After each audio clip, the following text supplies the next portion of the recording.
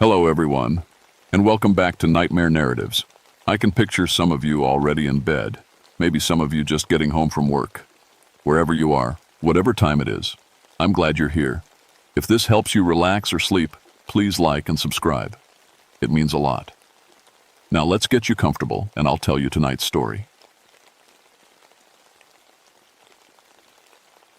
My name is Marcus Brennan, but everyone calls me Mac. I've been a park ranger in the Great Smoky Mountains for 18 years now, just like my daddy and his daddy before him. These mountains are in my blood, every ridge, every hollow, every creek that cuts through the ancient stone. I know where the old Cherokee trails wind up the mountainsides and where the moonshiners used to hide their stills back in my granddaddy's time. It was late October of 1974 when everything changed. The leaves had turned brilliant orange and red, painting the mountains like God's own watercolor. Hunting season was just starting, and the morning mist hung thick in the valleys like cotton batting. I was working my usual patrol in the backcountry when the call came over my radio. "Mac, we got a problem," crackled the voice of my supervisor, Jim Parker. "3 hunters didn't come back last night. Their wives are worried sick." I grabbed my notepad from the dashboard of my green Park Service truck. "Give me the details, Jim." "Names are Bobby Hutchins, Dale Morrison, and Carl Weaver. All from Knoxville. Experienced hunters. Been coming up here for years. They were supposed to be camping near White Oak Sink." My stomach tightened a little. White Oak Sink was one of those places that made even old-timers like me feel uneasy. It was a deep, bowl-shaped valley surrounded by steep ridges, about 15 miles from the nearest paved road. The Cherokee used to call it a bad place, though nobody remembers exactly why anymore. "When did they check in last?" I asked. 2 days ago at the ranger station. Said they'd be back by yesterday evening." I looked at my watch. It was already past noon. If these men had been missing since yesterday, every hour that passed made things worse. The October nights got cold up in the high country, cold enough to kill a man if he wasn't prepared. "I'm heading out now," I told Jay. "Bien, monsieur. Radio me if you hear anything." I loaded my truck with extra supplies, first aid kit, emergency blankets, flares, and my old Vietnam-era field radio for when I got too deep into the mountains for the regular radio to work. I'd learned the hard way that the Smokies could swallow a man whole if he wasn't careful. The drive to the trailhead took 40 minutes on winding mountain roads. I parked at the end of a gravel logging road and shouldered my pack. The temperature was already dropping, and thick gray clouds were building over the ridges. Weather was coming in. I could smell it in the air. I hiked for 2 hours through dense hardwood forest, following an old game trail that wound down into White Oak Sink. The deeper I went, the quieter it got. That should have been my first warning. October in the Smokies should be alive with sound. Squirrels chattering, birds calling, leaves rustling in the breeze. But as I descended into the hollow, it was like someone had turned down the volume on the whole world. I found their camp just as the sun was starting to set behind the western ridge. 3 orange tents arranged in a neat triangle around a stone fire ring. Their gear was still there. Sleeping bags, food, even a pot of coffee sitting on the cold ashes of their fire. The coffee was still warm. That made my skin crawl. "Who leaves warm coffee behind?" I called out their names, my voice echoing off the steep hillsides. "Bobby, Dale, Carl." But there was no answer, just my own voice bouncing back at me like a mockery. I examined their campsite carefully, the way my daddy taught me when I was just a boy. There were no signs of a struggle. No torn fabric, no scattered gear, no blood. Their hunting rifles were still leaning against an oak tree. Nobody goes hunting without their guns, especially not experienced hunters like these were supposed to be. The fire ring told an interesting G-story. The ashes were cold, but arranged in a perfect circle. Too perfect. It looked like someone had smoothed them with their hand after the fire died. I knelt down and touched the ashes. They were fine as powder, finer than any wood ash I'd ever seen. That's when I noticed the tracks. They started at the edge of the campsite and led toward the thick woods on the north side of the hollow. Human footprints. But something was wrong with them. I got down on my hands and knees to get a better look in the fading light. Bare feet, That was the first strange thing. Who walks around barefoot in October in the mountains? The second thing made my blood run cold. These weren't normal footprints. Each foot had 6 toes. I sat back on my heels, staring at those impossible tracks. In 18 years of rangering, I'd seen bear tracks, wildcat tracks, even the rare print of a mountain lion. But I'd never seen anything like this. The rational part of my mind tried to make sense of it. Maybe it was some kind of deformity. Maybe there were people living up in these mountains, hidden away from civilization. Lord knows it had happened before. During the Civil War, deserters from both armies had hidden in these hills. During Prohibition, whole families had lived off the grid to avoid the law. But 6 toes? On both feet? I pulled out my compass to get my bearings before full dark set in. The needle spun lazily in circles, unable to find magnetic north. I tapped the glass, but it didn't help. Great. That meant I'd have to navigate by landmarks and hope my sense of direction held up in the morning. I decided to make camp right there and start tracking at first light. I pitched my small tent between the 3 abandoned ones, trying not to think about what might have happened to their owners. I built a fire and heated up a can of beans, but I couldn't shake the feeling that I was being watched. Every time I looked up from the flames, I thought I saw movement in the dark trees around the hollow. Just the edge of motion, gone as soon as I turned my head. Probably deer, I told myself. Wolf. Or maybe the hunters themselves, lost and trying to find their way back to camp. But deep down, I knew it wasn't deer. As the fire burned down to coals, I tried my radio one more time. Instead of Jim's voice or even static, I heard something that made my hands shake. Children laughing, faint and far away, but definitely children. Happy laughter, like kids playing some wonderful game. The problem was there weren't supposed to be any children within 20 miles of this place. I didn't sleep much that night. Every sound made me sit up in my sleeping bag, listening. Around 3 in the morning, I heard singing. A woman's voice, high and sweet, carrying an old mountain ballad I recognized from my childhood. My grandmother used to sing the same song while she worked in her garden. But when I unzipped my tent and looked out, there was nobody there. Just the cold October air and the dark trees standing like sentinels around the hollow. At first light, I started following those 6-toed tracks. They led up the north slope through rhododendron thickets and over moss-covered rocks. The trail was clear at first, pressed deep into the soft earth near a creek. But the higher I climbed, the more the forest seemed to close in around me. The trees grew thicker and darker, old-growth hemlock and pine that blocked out most of the morning light. The air felt heavy, like before a thunderstorm, even though the sky was clear. My watch stopped working around 8 o'clock, the hands frozen at 20 past the hour.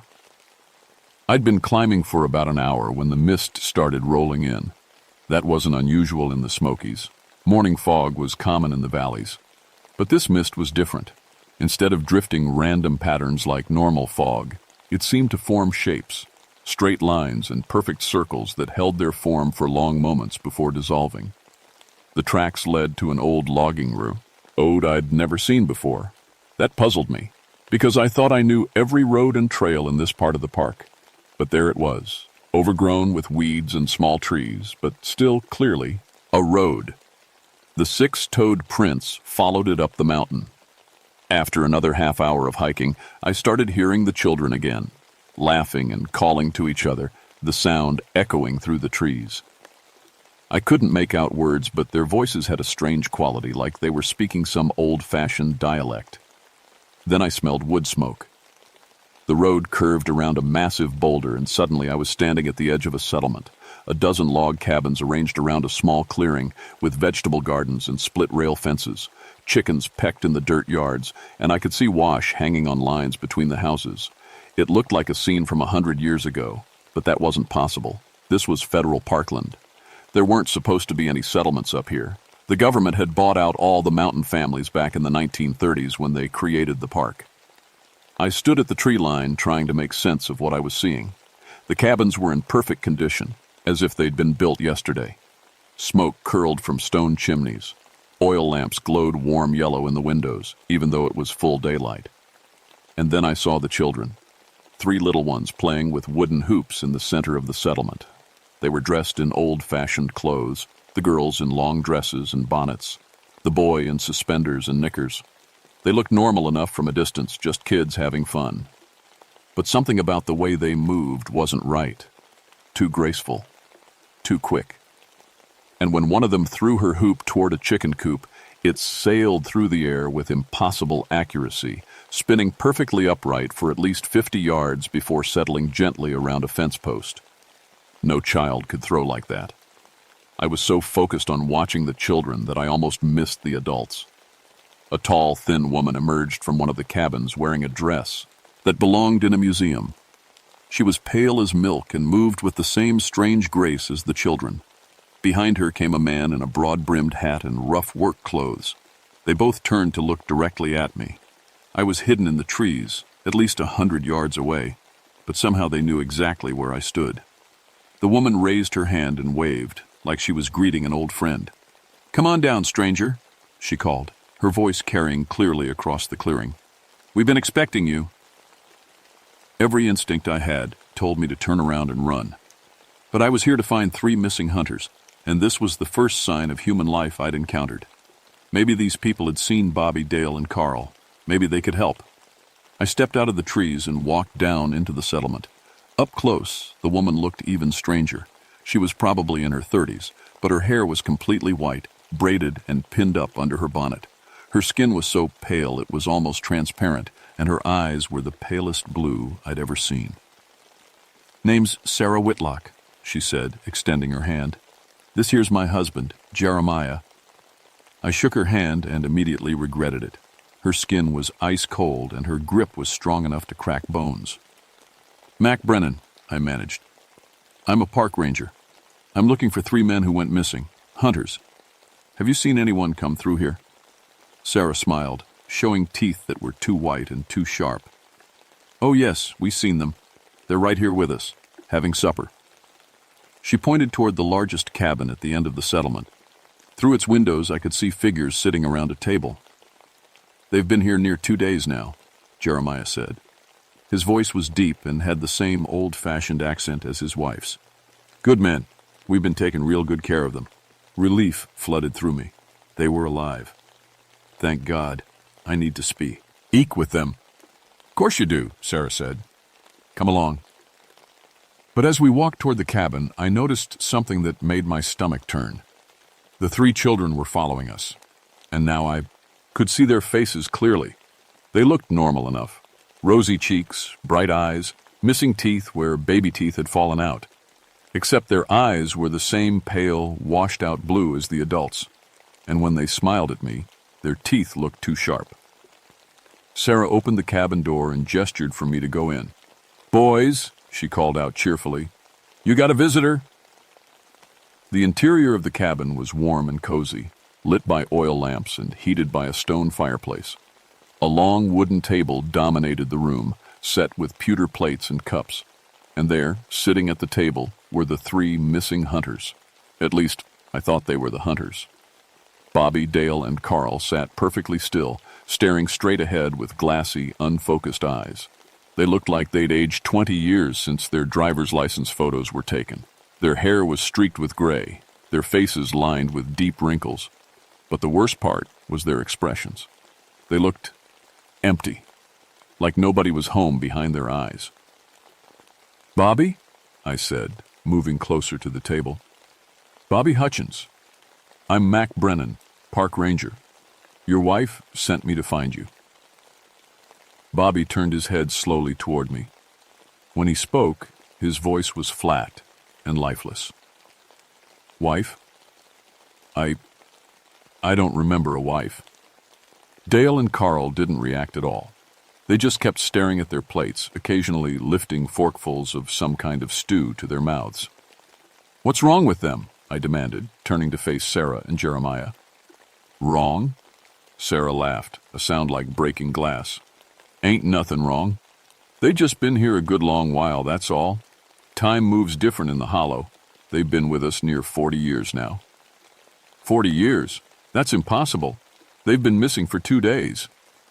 2 days out there, maybe, Jeremiah said, nodding toward the door. But they've been sitting at our table since the winter of '34.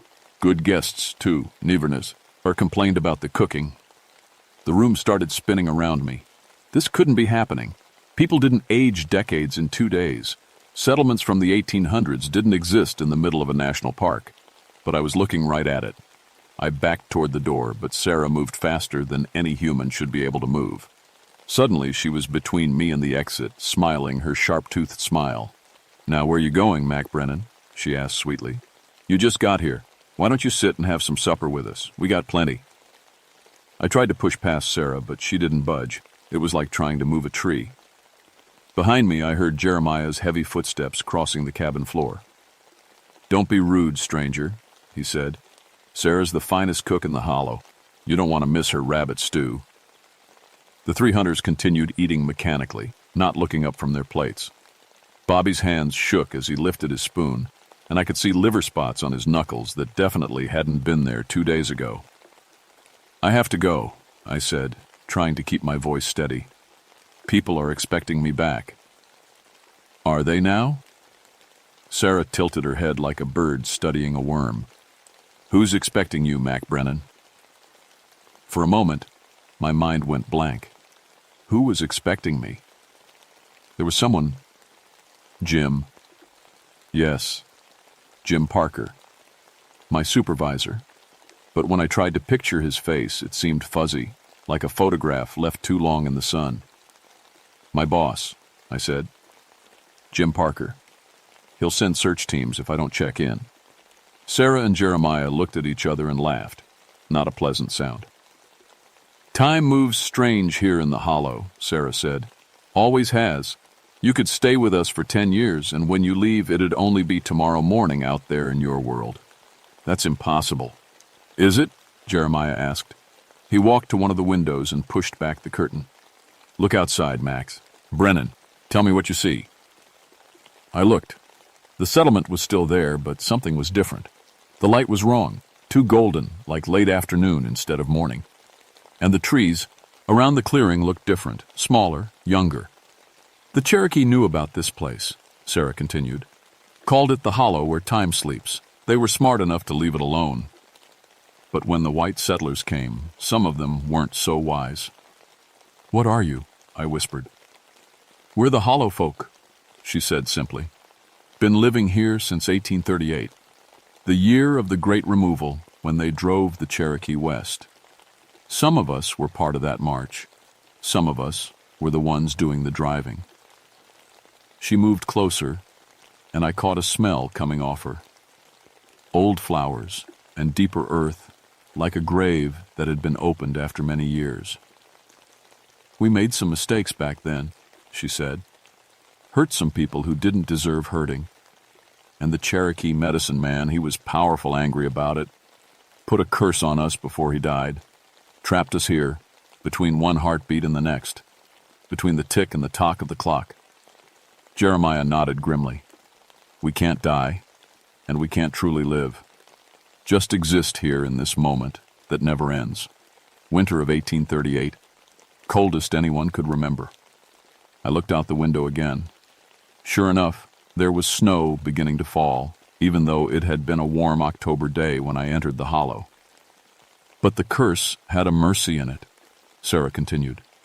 "If people come to us willingly, choose to stay for supper, we can share our burden with them, take some of their years to ease our endless winter."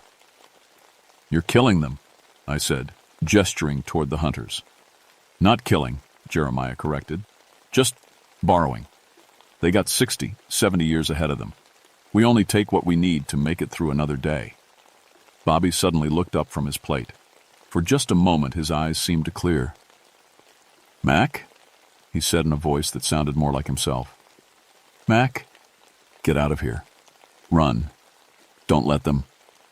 Sarah reached over and touched his forehead gently. "Boo." Bobby's eyes went glassy again, and he returned to his mechanical eating. "Poor Bobby," Sarah said sadly. "He's been fighting us the longest. Still tries to remember sometimes. But the hollow always wins in the end." I had to get out of there.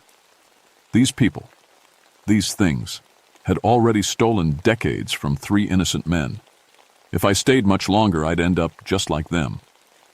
I feinted toward the door, then dove through the nearest window instead. The glass shattered around me as I crashed through, cutting my arms and face. I hit the ground hard and rolled, then scrambled to my feet and ran.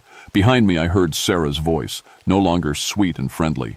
"You can't leave the hollow, Mac Brennan. Once you're here for good." I ran through the settlement, past the other cabins. More hollow folk came out to watch me. Men, women, and children, all dressed in clothes from over a century ago. They didn't try to stop me, just watched with those pale, terrible eyes. At the edge of the clearing, I looked back at the logging road I'd followed into this place. It was gone. Where there had been a clear path just an hour ago, now there was only thick forest. No road, no trail, no way out. I picked a direction and started pushing through the undergrowth, branches tearing at my clothes and skin. I had to find a way out. I had to get back to the real world and warn people about this place. But every direction I went, I kept coming back to the settlement. No matter how far I walked or how carefully I navigated, I always ended up at the same clearing, looking at the same impossible cabins. The hollow folk waited for me each time, standing patiently at the edge of their settlement. They never chased me, never tried to drag me back. They just waited, with the patience of people who had all the time in the world.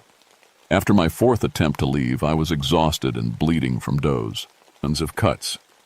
Sarah approached me slowly, like someone trying not to spook a wild animal. "You're hurting yourself for nothing," she said. "The hollow don't want to let you go. You might as well accept it." "There has to be a way out," I panted. "Maybe there is," she admitted. "The Cherokee man who cursed us, he said something about blood calling to blood. Never did figure out what he meant." Cherokee blood. My grandmother's face flashed in my memory. She'd been part Cherokee, though she'd never talked about it much. In those days, it wasn't something people advertised. Too much prejudice, too much pain. But she'd taught me a few words in the Cherokee language when I was small, and she'd told me stories about the old days, before the white man came to the mountains. "What was the medicine man's name?" I asked. Sarah's pale eyes narrowed. "Why do you want to know?" "Maybe I can find a way to break your curse. Free all of us." She laughed bitterly. "You think we haven't tried? 136 years we've been trapped here. You think we haven't thought of everything?" But I could see doubt in her expression. Hope, maybe, buried deep under decades of despair. "His name was Sequoia," Jeremiah said quietly. "Not the famous one who made the writing. A different man. A powerful medicine man from the Kituwa towns. Sequoia. I remembered that name from my grandmother's stories. She'd said he could speak to the spirits, could see the future in fire and smoke. "Tell me exactly what he said when he cursed you." Sarah and Jeremiah exchanged a long look before Sarah finally spoke. "It was December of 1838, she began. Coldest winter anyone could remember. Most of the Cherokee had already been forced west on the trail they call the Trail of Tears, but some were hiding up in these mountains trying to avoid the soldiers. She led me back into the cabin where the 3 hunters still sat at their eternal meal. I tried not to look at them as she continued her story. Our settlement was different then. We were living people, trying to scratch out a life in these hills. Times were hard, and we were desperate. When we found the Cherokee camp in the next valley, we saw an opportunity." "You attacked them," I said. Jeremiah nodded heavily. "We told ourselves we were doing our patriotic duty. The government wanted all Cherokee gone, didn't matter if they were hiding or not. But really, we just wanted their supplies.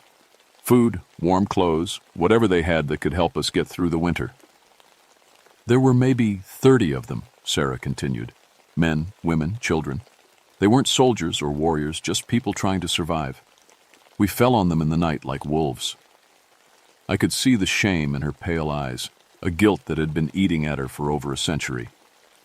Sequoia was their medicine man, old and wise, with power in his voice. As he lay dying, he spoke words in the Cherokee tongue. I didn't understand all of them, but I knew it was a curse. "What exactly did he say?" Sarah closed her eyes, remembering. "He said we'd stolen their time. So we'd be trapped in time. Said we'd feel the cold of that winter forever, never knowing spring again. And then she paused, struggling with the memory. Then what?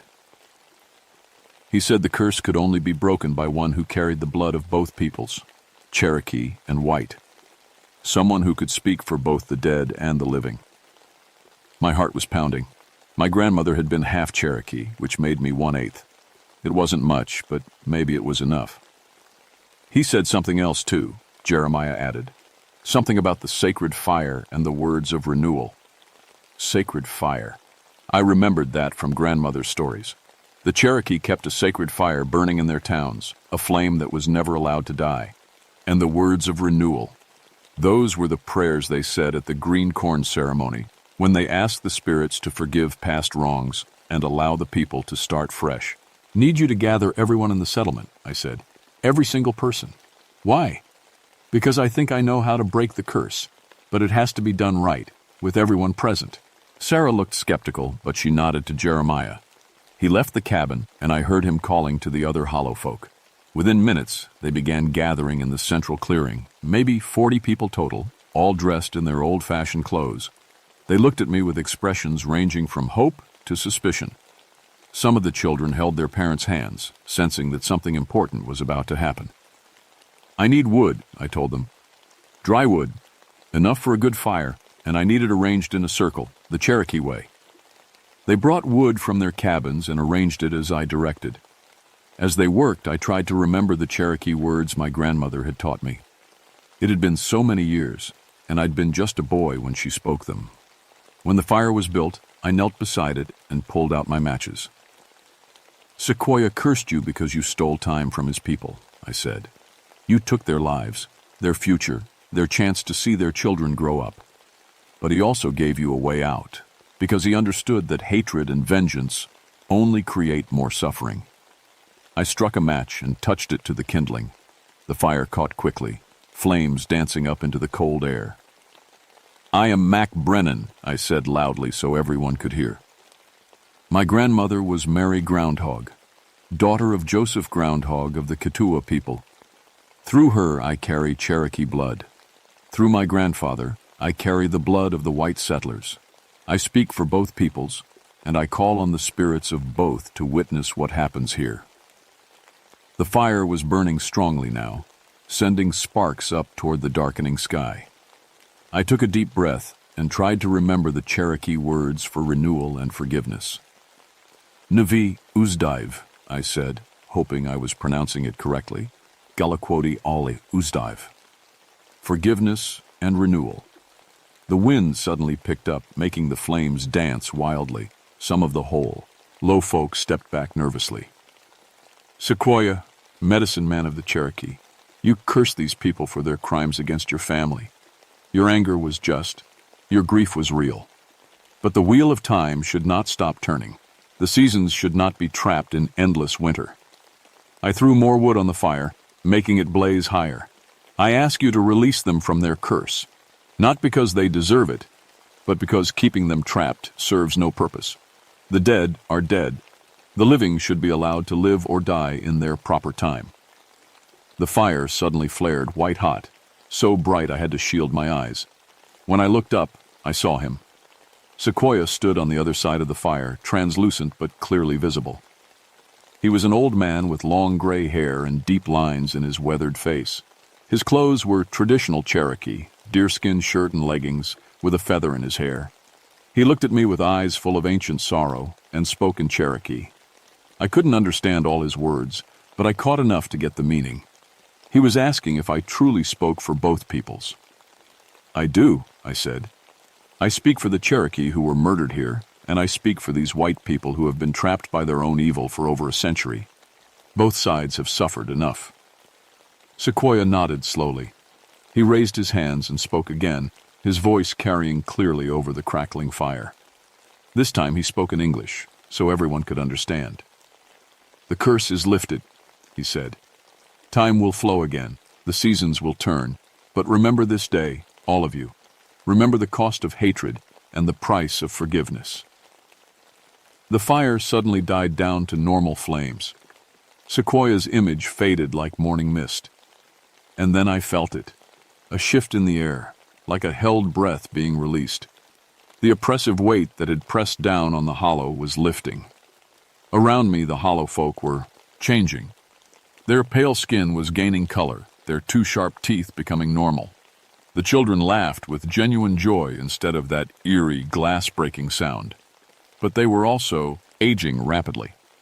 136 years of stolen time was catching up with them all at once. Within moments, most of them had crumbled to dust, finally allowed to experience the death that had been denied them for so long. Only the youngest ones survived, the children and a few adults who had been babies when the curse was cast. They stood in the clearing, looking around in wonder at a world that was suddenly real again. "Thank you," Sarah whispered. She was one of the survivors, now looking like the young woman she truly was. "Thank you for setting us free." The settlement was dissolving around us like a dream. The cabins flickered and faded, returning to the ruins they'd been for over a century. The warm oil lamps winked out, replaced by cold moonlight. But the three hunters were changing too. The decades that had been stolen from them were flowing back, their gray hair darkening, their wrinkled faces becoming smooth again. Bobby Hutchins sat up straight and looked around with clear, confused eyes. Where are we? What happened?" "You're safe," I told him. "You're all safe now." The walk out of White Oak Sink took 6 hours. The trail that had led into the hollow was back, clear and well marked. Bobby, Dale, and Carl walked beside me in stunned silence, unable to remember most of what had happened to them during their time with the hollow folk. Maybe that was a mercy. The few surviving settlers came with us. Sarah and 3 children, the last remnants of a community that had been trapped between heartbeats for over a century. They would need help adjusting to the modern world, but they were free, truly free, for the first time since 1838. By the time we reached my truck, the sun was rising over the eastern ridges. I radioed Jim Parker to let him know the hunters had been found safe. "Jesus, Mac, where have you been?" Jim's voice crackled over the radio. We've had search teams out looking for you all night." "All night?" I looked at my watch. It was working again, showing 6:30 a.m. According to Jim, I'd been gone for less than 24 hours. But I felt like I'd aged years during my time in the hollow. When I looked in the truck's rearview mirror, I saw that I had aged. My hair was streaked with gray now, and there were new lines around my eyes. The curse was broken, but there had been a price for breaking it. The official report said the hunters had gotten lost and suffered from exposure and dehydration. The strange aging that we'd all experienced was attributed to trauma and stress. Nobody questioned it too closely. These mountains had a reputation for strange happenings. Sarah and the 3 children were taken in by a Cherokee family in North Carolina. The tribal council, when they heard the full story, said it was justice long delayed, but justice nonetheless. The spirits of Sequoia's people could finally rest. But I knew there were other hollows in these mountains, other places where time moved strangely, where the past refused to stay buried. Over the next few years, I made it my business to find them and document their locations. Most I was able to seal off with warning signs and creative trail routing. A few required more direct intervention. But that's another story for another day. I never forgot what Sarah told me during our last conversation before she left for her new life. The mountains remember everything, Mac Brennan, every kindness and every cruelty. The Cherokee knew that. That's why they treated the land with respect. Now, 40 years later, I'm finally getting ready to retire. My replacement is a young woman named Lisa Chen, smart and fearless like I used to be. I've been teaching her the old stories, showing her the places on the maps where I've written "Do Not Enter" in red ink. "Why these particular spots?" she asked me last week. "Because some places in these mountains exist outside normal time," I told her, "and some of the people who live there have been waiting a very long time for visitors." She looked at me like I might be getting too old for the job. Maybe I am, but I sleep better at night knowing that White Oak Sink is quiet now, that the hollow folk have found their peace at last. Still, sometimes when the mist rolls thick through the valleys, I remember that there are other hollows out there, other places where the past isn't quite past, where time moves like honey, slow and strange. And I remember Sequoia's final words, spoken in Cherokee, but clear in meaning. The wheel turns, but it always comes back to where it started. The mountains remember everything, every kindness, every cruelty, and they're always watching.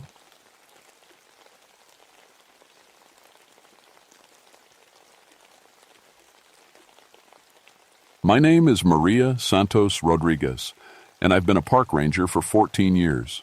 I thought I'd seen everything these mountains could throw at me. I was wrong. It was October of 1979 when I got the call that would change my life forever. I was working at the Daniel Boone National Forest in Kentucky in the Cultural Resources Department. My job was to study the old mountain communities and help protect their history. I loved it, talking to elderly folks about their families, learning about old crafts and customs that were disappearing. The phone rang on a Tuesday morning. Cold air was already creeping down from the mountains, and the weather service was talking about early snow. "Maria, this is Tom Henderson from the main office. We got a strange request from up on Newman's Ridge. Some family up there wants to talk to someone about what they're calling a family problem. They specifically asked for you." I frowned. Newman's Ridge was one of the most isolated places in my territory. The old logging roads were barely passable, and only a handful of families still lived up there. Most people called them Melungeons, mixed-race folks whose families had been in these mountains since before the Civil War. "What kind of family problem?" I asked. They wouldn't say over the phone, but Maria, they seemed really scared. The woman I talked to kept saying something about their children. She begged me to send someone who understood mountain people. I'd written papers about the Melungeon families for the state university. Their history fascinated me. Nobody knew exactly where they came from originally. Some said they were descendants of shipwrecked sailors. Others claimed they were escaped slaves mixed with Native Americans. The families themselves had stories about ancestors from across the ocean. But after centuries of keeping to themselves, the truth had gotten mixed up with legend. "I'll head up there tomorrow," I told Tom. The next morning, I loaded my truck with my usual gear, recording equipment, cameras, notebooks, and my genealogy research files. The October air was sharp and clean, smelling of dying leaves and wood smoke. Perfect weather for a drive into the mountains. The road to Newman's Ridge started out paved, then turned to gravel, then to rutted dirt. My truck bounced and groaned as I climbed higher. The trees grew thicker, blocking out more and more sunlight. I passed the last power line about 5 miles from the ridge. Finally, the road ended at a cluster of old houses scattered across the mountaintop. They were simple wooden structures, most built in the 1800s, but kept in good repair. Gardens were brown and harvested for winter. A few chickens pecked in the yards. A woman came out of the nearest house as I parked. She looked to be in her 50s, with olive skin and dark hair streaked with gray. Her eyes were an unusual shade of green. "You the ranger woman?" she called. "Yes, ma'am. Maria Santos Rodriguez. You're the one who called?" "I'm Helen Mullins." She looked nervous, wringing her hands. "Thank you for coming. We didn't know who else to ask." "What seems to be the problem, Mrs. Mullins?"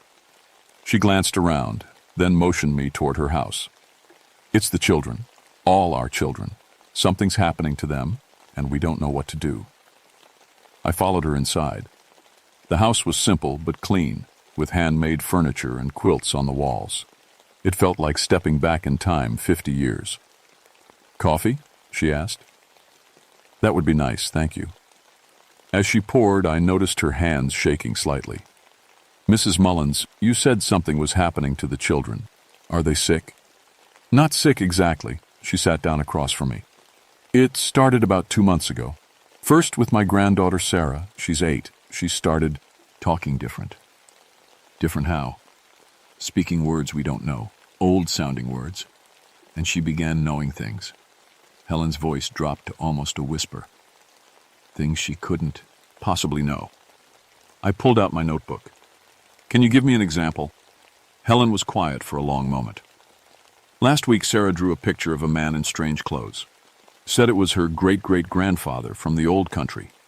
But Maria, we don't have any pictures of him." Nobody alive ever met him.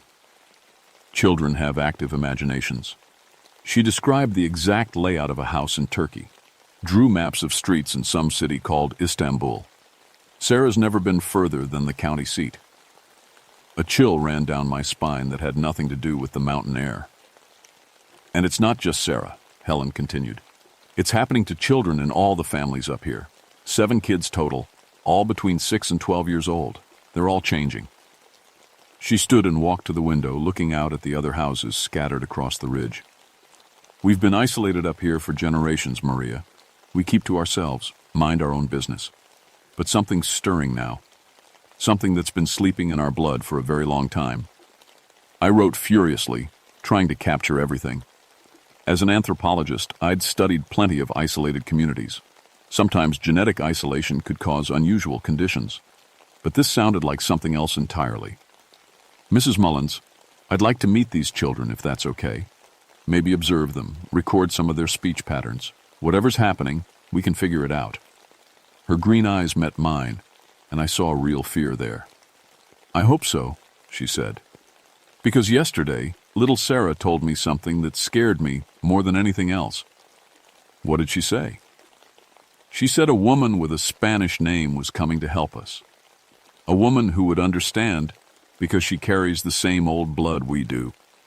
The coffee cup slipped from my fingers, shattering on the floor.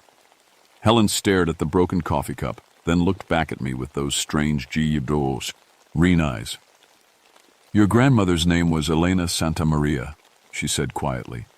She came from Virginia originally, but her people were from further back, much further back.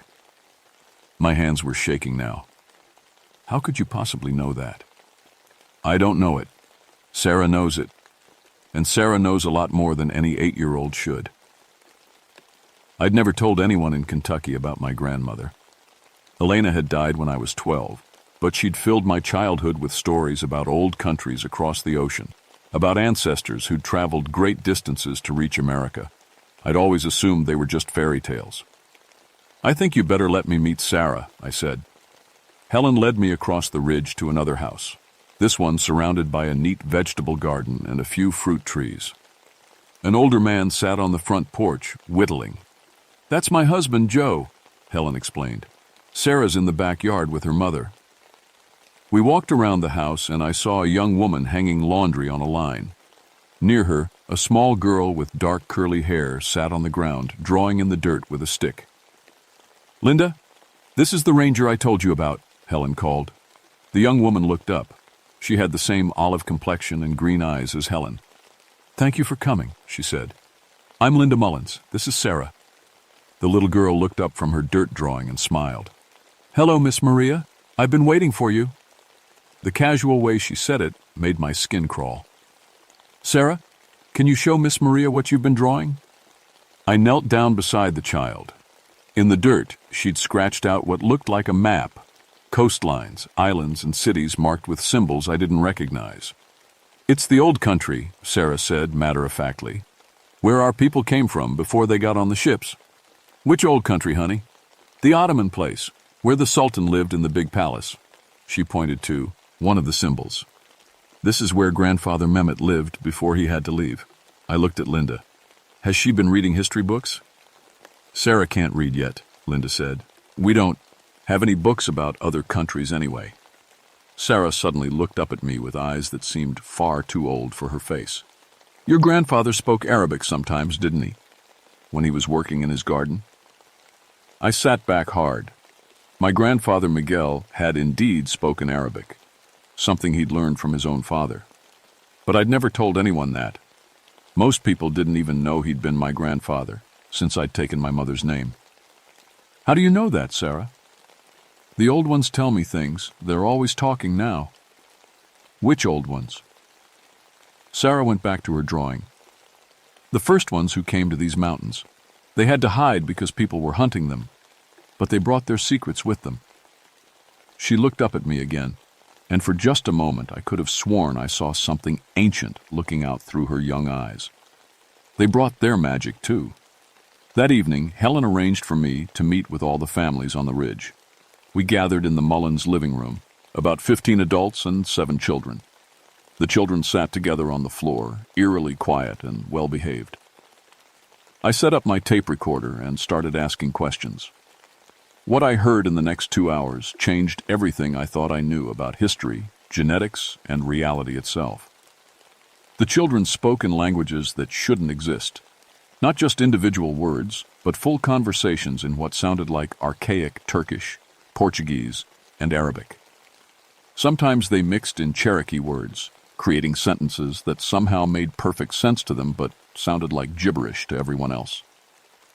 9-year-old Tommy Sizemore drew detailed maps of Mediterranean coastlines and described the layout of 16th century ships. 6-year-old Beth Collins recited what sounded like prayers in Ottoman Turkish, complete with the correct pronunciation and rhythm. But it was 12-year-old David Mullins, Helen's grandson, who really shook me. "Miss Maria," he said during a quiet moment, "why did your family stop making the special marks?" "What special marks?" He pulled out a piece of paper and quickly sketched a symbol, an intricate design that combined Islamic crescents, Christian crosses, and other elements I didn't recognize. My blood turned to ice. It was identical to a pendant my grandmother had worn, something she'd said was a family protection charm from the old country. I'd never seen it anywhere else. "David, where did you see this symbol?" "Great-great-grandmother Fatima used to carve it into trees around our land, for protection from the bad spirits." "David," his mother said gently, "Fatima died before you were born." "Before I was born." "I know," he said simply, "but she still talks to me."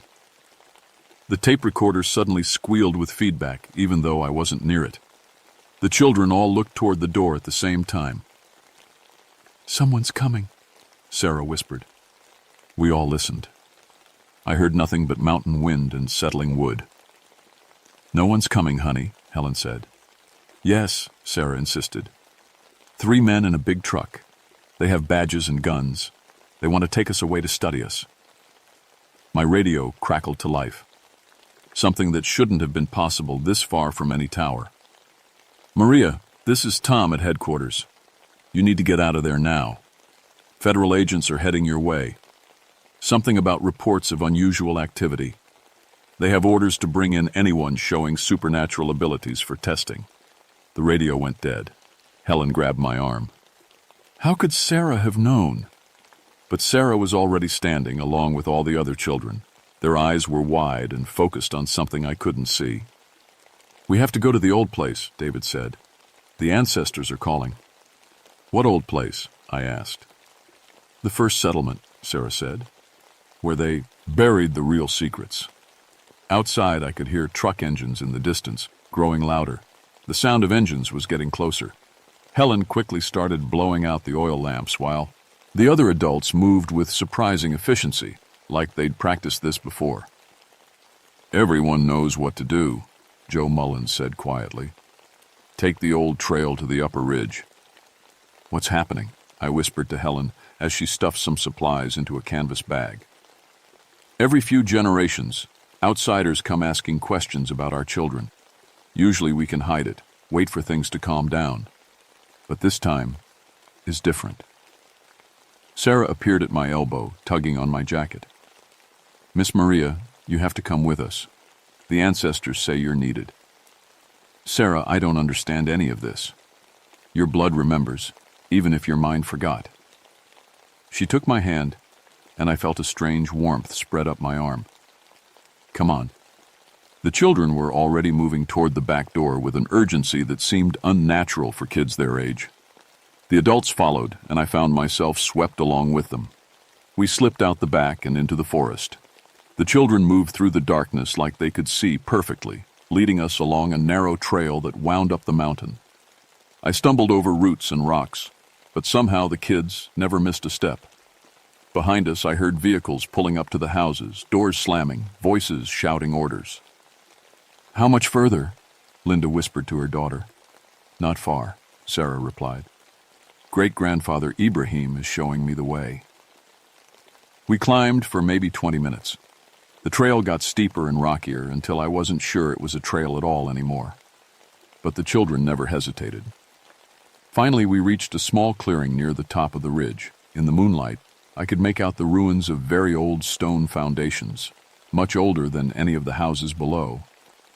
"This is where they first settled," Helen said, breathing hard from the climb. "The original families, back in the 1600s. "I thought the Melungeon settlements weren't that old," I said. "Most people think that," Joe replied. "But our people have been in these mountains a lot longer than anyone realizes." The children were already spreading out through the ruins, touching stones and whispering in those strange languages. It was like they were having conversations with invisible people. Tommy Sizemore suddenly stopped and pointed to a flat stone near the center of the clearing. "We need to move that one." "Tommy, that stone weighs more than all of us put together," his father said. "Not if we all help," David said. "Not if we do it the old way." The 7 children joined hands around the stone and began chanting in unison. The words weren't in any language I recognized, but they sent shivers down my spine. The sound seemed to make the air itself vibrate. The massive stone began to glow with a faint blue light. "This isn't possible," I whispered. "Many things are possible," Sarah said without looking away from the stone, "when you remember who you really are." The stone slowly began to rise, floating a few inches above the ground. Underneath, I could see a dark opening leading down into the mountain. "The hiding place," David said, "where they kept the most important things." Helen looked at me with frightened eyes. "Maria, I think you should go down first. The children say you'll understand what we find down there." "I'm just a park ranger. I don't understand any of this." "You're more than that," Sarah said, finally looking at me. "Your family." Before I could protest, she handed me a flashlight and gently pushed me toward the opening. The stone steps leading down were worn smooth by centuries of use. The tunnel was narrow and low, forcing me to duck as I descended. The walls were covered with carved symbols, the same design David had shown me earlier, along with others that looked like a mixture of Islamic, Christian, and Cherokee markings. The tunnel opened into a small underground chamber. My flashlight beam revealed wooden chests, clay pottery, and bundles wrapped in oiled leather. Everything was perfectly preserved in the dry mountain air. I opened one of the leather bundles and found manuscripts written in multiple languages: Arabic, Turkish, Portuguese, and what might have been Cherokee syllabary, all mixed together on the same pages. Another bundle contained maps, not of America, but of Mediterranean coastlines, North African ports, and Ottoman territories. These weren't copies. They were original charts, drawn by hand centuries ago. But it was the third bundle that made me sit down hard on the stone floor. It contained a genealogy chart that traced families from Ottoman Turkey to Portuguese colonies to Cherokee territories to the mountains of Kentucky. And there, written in faded ink, was my own family name, Santa Maria. According to the chart, my grandmother Elena had been the daughter of a Melungeon woman who'd left the ridge in the 1920s, which meant I carried the same mixed bloodline as everyone else up here, which meant whatever was happening to these children could happen to me too. I climbed back up the tunnel to find the adults and children sitting in a circle, waiting for me. "You found it," Helen said. It wasn't a question. "Found what?" "The proof. The real history of our people." Sarah stood up and walked over to me. "Now you understand why the ancestors called you here. You're one of us, Miss Maria. You always were." "But why now? Why are the children suddenly developing these abilities?" David answered. "Because danger is coming. Not just the men with badges. Something much worse. The ancestors are waking up our gifts because we're going to need them." "What kind of danger?" Before anyone could answer, the floating stone suddenly crashed back down over the tunnel entrance with a sound like thunder. The children all turned toward the forest at the same time. "They found us," Tommy whispered. Through the trees I could see flashlight beams moving up the trail. The federal agents had tracked us to the old settlement, but as the lights got closer I realized something was wrong. The beams were moving too fast, too erratically. And underneath the sound of footsteps, I could hear something else, a low growling that didn't sound human. "That's not the government men," Sarah said, her voice tight with fear. "Then what is it?" I asked. David's face had gone pale. "The Shadow Walkers, the ancestors' old enemies. They've been sleeping in the deep places, but something woke them up." The growling was getting closer, and now I could see that the lights weren't flashlights at all. They were glowing eyes, moving through the darkness. Helen grabbed my arm. "Maria, the children say you have power in your blood, but it's still sleeping. We need to wake it up, right now." "I don't know how—" "Yes, you do," Sarah said urgently. "Close your eyes and listen. Your grandmother is trying to tell you something." I closed my eyes, and suddenly I could hear Elena's voice as clearly as if she were standing next to me. "Mija, remember the old words. Remember the protection songs." And incredibly, I did remember. Words in Arabic and Spanish that Elena had taught me as lullabies, songs I'd thought were just nonsense rhymes. But now I understood. They were spells, protective charms passed down through generations. I opened my mouth and began to sing. The moment I started singing, everything changed. The air around us began to shimmer with the same blue light we'd seen around the stone. The children joined in, their voices harmonizing with mine in languages they'd never learned, but somehow knew perfectly. The glowing eyes in the forest stopped moving toward us. "Keep singing," Helen whispered urgently. "It's working." But as our voices rose, the growling got louder. Whatever these shadow walkers were, they didn't like our protective songs. The sound became a roar of rage that echoed through the mountains. Sarah suddenly grabbed my hand.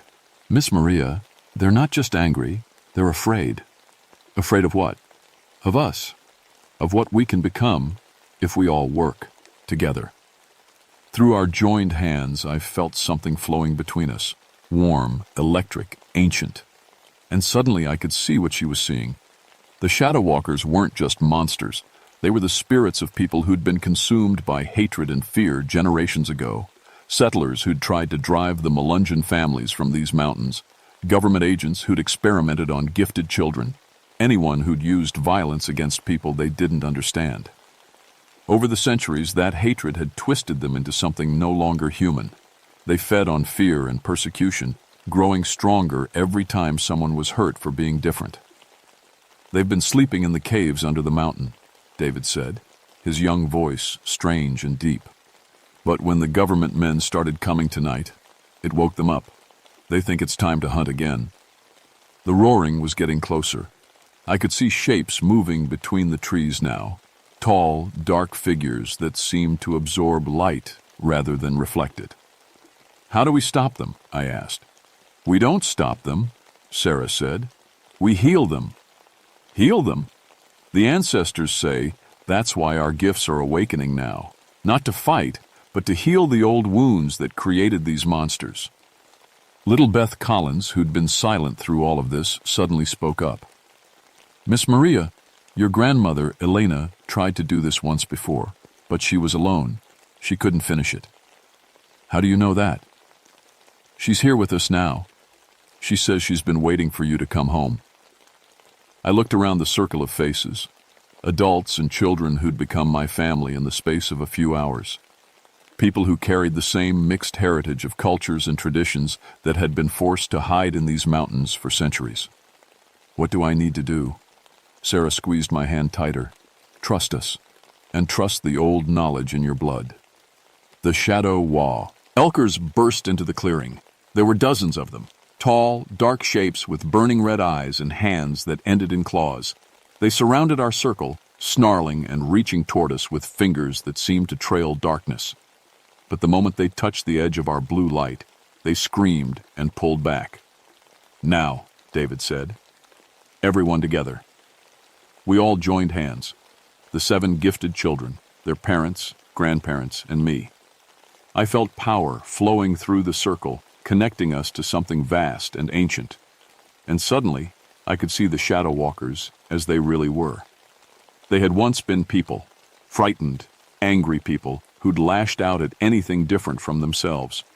But centuries of hatred had eaten away their humanity, leaving only rage and hunger. "We see you," Sarah said, speaking not just to the monsters, but to the broken spirits trapped inside them. "We see your pain." The Shadow Walkers stopped snarling. For the first time, they looked confused. "You were hurt too," I found myself saying, the words coming from some deep place I didn't know existed. "Someone taught you to hate because they were afraid. Someone made you believe that different meant dangerous." One of the Shadow Walkers, the largest one, stepped closer to our circle. Its red eyes were still burning, but they looked almost curious now. "We forgive you," the children said in unison. "We forgive the fear that made you this way." The blue light around our circle began to expand, reaching out toward the Shadow Walkers. Where it touched them, their dark forms began to change. I saw flashes of who they'd been: a colonial settler terrified of losing his land, a government official ordered to study abnormal children, a local sheriff who'd been taught that mixed-race families were dangerous. All of them had started as people who'd been afraid, and fear, left to fester for generations, had turned them into monsters. "You don't have to be afraid anymore," I whispered. The largest Shadow Walker reached out and touched the edge of our light circle. Instead of pulling back, it stepped forward. As the blue light surrounded it, the dark shape began to dissolve. But instead of disappearing, it transformed into something else, the translucent figure of a middle-aged man in colonial-era clothes. His face was sad, but no longer twisted with hatred. "I'm sorry," he said in a voice like wind through dry leaves. "I was so afraid of losing everything. I forgot how to see you as people." One by one, the other Shadow Walkers stepped into our circle of light. Each one transformed back into the human spirit they'd once been. Each one asked for forgiveness, and each one faded peacefully away as the old hatred finally left them. When the last Shadow Walker had been healed and released, we sat in silence on the mountain ridge. The blue light gradually faded, but I could still feel the connection between all of us, a bond that went deeper than blood, deeper than race or culture. "Is it over?" Linda asked. "This part is," Helen said. "But there will be others. There are always people who fear what they don't understand." Sarah looked at me with those two old eyes. "That's why you have to stay, Miss Maria, to help us teach the next generation, to make sure the old knowledge doesn't get lost again." Down in the valley, I could see the government vehicles driving away. Apparently, with the Shadow Walkers gone, there was nothing supernatural left for them to investigate. "I have a job," I said weakly. "A life in town." "Your real job is here," David said simply. "Teaching people that different doesn't mean dangerous. Helping heal the fear that makes monsters." I looked around at the faces of my newfound family. People who carried the same mixed heritage that I'd spent my life trying to understand. People who'd found a way to preserve their culture and traditions even while hiding in the mountains. People who'd just shown me that the greatest magic of all was the ability to transform hatred into healing. "I'll need to give my notice," I said. Sarah smiled, the first truly childlike expression I'd seen from her. "Great-grandmother Elena says she's proud of you." "She's really here?" "She never left. None of the ancestors ever really leave. They just wait for us to remember how to listen." That was 46 years ago. I've been living on Newman's Ridge ever since. I did give my notice to the Forest Service, though I told them it was for health reasons rather than because I'd discovered I was descended from a supernatural mountain community. Some truths are too big for government paperwork. The ridge became my world. I helped the children learn to control their gifts while also making sure they got regular educations. We set up a one-room school in the old Mullins house, and I taught math and reading alongside Cherokee language preservation and Turkish genealogy. The federal agents never came back. According to the official reports, their investigation found no evidence of unusual activity in the area. The ridge was eventually designated as a protected cultural site, which gave us legal reasons to limit outside access. Sarah grew up to become a teacher herself. She married Tommy Sizemore and had 4 children, 2 of whom showed the same ancestral gifts. David became a lawyer who specialized in Native American rights cases, using his supernatural knowledge of family histories to help other communities prove their heritage claims. The other gifted children scattered across the country as adults, but they stayed in touch. They all found careers that let them help preserve threatened cultures and traditions: museum curators, anthropologists, cultural preservationists, teachers. And whenever one of their own children began showing signs of ancestral memory, they'd bring them back to the ridge for training. I'm 85 now. My own gifts grew stronger over the years, and I can speak fluently in languages I never formally learned: Arabic, Turkish, Portuguese, Cherokee, and at least 3 others that might not exist anywhere else in the world. Sometimes government researchers still show up asking questions about Melungeon heritage. I give them coffee and tell them about traditional crafts and family genealogies. I never mention the supernatural aspects. Some knowledge needs to stay protected. But I do teach at the State University now as an adjunct professor in the anthropology department. My courses on cultural preservation and minority heritage are very popular. Students come from all over the world to study with me. Most of them just want to learn about history and traditions. But occasionally I'll get a student who carries that same look in their eyes that Sarah had, the look of someone whose blood remembers things their mind hasn't learned yet. Those are the students I pay special attention to, the ones I invite for coffee and long conversations about their family histories, the ones I sometimes take on field trips to visit isolated mountain communities. Because the world is changing fast and old cultures are disappearing. But sometimes, in the right bloodlines, under the right circumstances, the ancestors wake up to make sure their knowledge survives. Yesterday, a young graduate student named Maria Gonzalez Kim came to my office. She's studying mixed heritage communities for her dissertation, and she wanted to interview me about Melungeon history. But when she shook my hand, I felt that familiar warmth, and I noticed she was wearing a pendant around her neck, an intricate symbol combining Korean characters, Spanish crosses, and Islamic crescents. "That's an interesting necklace," I said. "It was my grandmother's. She said it was for protection, but she never told me what it meant." "Would you like to come up to the ridge this weekend? I could show you some traditional crafts, and there are some children there who might find your research interesting." But she smiled, and for just a moment I saw something ancient and knowing in her eyes. "I'd love that, Professor Santos Rodriguez. I feel like I've been waiting my whole life to visit those mountains." Some bloodlines carry more than just genes. They carry destiny, and the mountain spirits are still calling their children home. The ridge is waiting for Maria Gonzalez Kim, just like it waited for me all those years ago. Just like it's waiting for others whose ancestors whisper in languages they don't remember learning, whose dreams are filled with places they've never been, whose blood carries the memory of magic. Because some things are too important to forget, even when the world tells you they're impossible. And sometimes, when the darkness gathers and fear tries to turn people into monsters again, the old knowledge wakes up to remind us that healing is always stronger than hatred.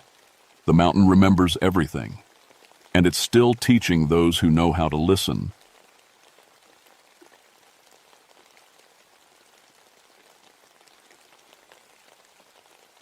My name is William Patterson, but folks call me Will. I've been a forest ranger for 19 years now, and before that I spent 7 years with the ATF. That's the Bureau of Alcohol, Tobacco, and Firearms. People ask me why I left federal work to walk around the woods all day, and I tell them the mountains are honest. They don't lie to you like people do. It was August of 1976 when everything went sideways. I was working the deep hollows of Pisgah National Forest in North Carolina, where the mountains fold in on themselves like a crumpled paper bag. This wasn't tourist country. This was the kind of place where families had been making moonshine since before there were laws against it, where federal agents went missing and nobody asked too many questions. The call came in on a Tuesday morning. 2 ATF agents had been sent to investigate reports of a large-scale moonshine operation hidden somewhere in Whiskey Cove, a place so remote you needed a map just to find the trail that might take you to the trail that led there. The agents, Thompson and Martinez, had been due to check in the night before. Radio silence. My supervisor, Jim Crawford, handed me the assignment with a grim look. Will, I know you understand these mountain folk better than most. Your ATF background might help, but don't go playing federal agent. Just find our boys and get them home. I packed light, water, first aid kit, my service radio, and my grandfather's old hunting knife. Growing up in these mountains teaches you that sometimes the old ways work better than the new ones. My grandfather used to tell stories about Whiskey Cove, about families who'd been making shine there since his grandfather's time. He also told stranger stories, but I figured those were just mountain tales meant to keep kids away from the stills. The trail to Whiskey Cove wound through thick pine and oak, climbing steadily into air that tasted of moss and old rain. It took me 3 hours of hard walking to reach the first ridge, where you could look down into the hidden valley. From up there, the cove looked peaceful, a green bowl surrounded by granite walls with a clear stream running through it. But something felt wrong from the start. The forest was too quiet. No bird songs, no squirrel chatter, nothing. Even the insects had gone silent. In 19 years of walking these woods, I'd learned to trust that feeling when nature holds its breath. I followed the old deer path down into the cove, moving careful and quiet like my grandfather taught me. The stream gurgled along beside me, clear and cold, the kind of water that makes perfect moonshine. That's why the families chose this place. Good water, hidden location, and enough timber to fuel a dozen stills. I smelled it before I saw it. The sweet, yeasty scent of fermenting mash mixed with something else. Something that reminded me of sulfur, like matches just struck. The smell got stronger as I followed the stream deeper into the cove. Then I found the still. It was a beautiful setup, I'll give them that. Copper pot gleaming in the afternoon sun, coils arranged perfect, the whole operation tucked under a natural rock overhang that would hide the smoke. But here's what made my skin crawl. The still was running by itself. No fire under the pot, but I could hear the mash bubbling away. No one tending it, but clear moonshine was dripping steady into glass jars. The equipment was warm to the touch, like it had been working all day, but there wasn't a soul in sight. I called out, "Hello? Forest Service!" My voice echoed off the rock walls and died. No answer. That's when I found the first piece of Thompson and Martinez's gear. Thompson's radio, or what was left of it. The metal had melted into a twisted shape that hurt to look at, like it had been in a fire hot enough to melt copper. But there was no fire damage around it, no scorch marks, nothing. I picked up the remains with a stick, not wanting to touch it with my bare hands. The smell of sulfur got stronger. That's when I heard the laughter. Not human laughter, something else. It came from everywhere and nowhere, echoing off the rocks like it was coming from inside the mountain itself. Low and mean, like someone had just heard the best joke in the world, and the joke was on me. I backed away from the still, hand moving to my radio. But when I tried to call it in, all I got was static mixed with that same laughter, fainter, but definitely there. The sun was getting low, casting long shadows across the cove. In those shadows, things seemed to move that shouldn't have been moving. I made the smart choice and got out of there, but all the way back up the trail, I could feel eyes watching me. That night I called my grandfather. "Granddad, you remember those stories about Whiskey Cove? The ones about the devil making moonshine?" Long pause on the other end. When he spoke, his voice was quieter than usual. "Billy, what did you see up there?" I told him everything. The silent forest, the self-running still, the melted radio, the laughter. Another pause. "Billy, you listen to me. Some stories ain't stories. Some things been in these mountains longer than people, and they don't much care for government men poking around. You be careful up there." "Granddad, 2 federal agents are missing." "I know, son, and I'm afraid they ain't missing any more. They just ain't on our side no more." I went back the next morning with backup. 2 other rangers, Mike Torres and Sarah Chen. Mike had been working the mountains for 10 years, and Sarah was fresh out of training, but smart as a whip. I figured 3 of us together could handle whatever was hiding in that cove. I was wrong. We took the same trail, but this time the forest felt different. Not quiet like before. Angry. The trees seemed to lean in toward the path, branches catching at our clothes. Sarah narrowed her eyes. Noticed it too. Is it just me? Or does it feel like the woods don't want us here? She whispered. Mike just grunted, but I saw him checking his radio more often than necessary. When we reached the ridge overlooking the cove, we stopped to glass the area with binoculars. The still was still there, still running.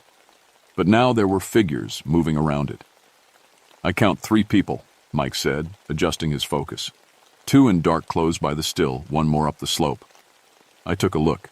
The figures were too far away to make out details, but something about the way they moved bothered me. Too smooth, too purposeful, like they were gliding instead of walking. Let's get down there, I said.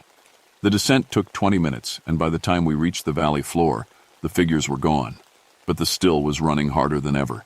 The mash was bubbling like a pot of water on full boil, and the smell of sulfur was strong enough to make our eyes water. Jesus, Sarah said, covering her nose with her shirt.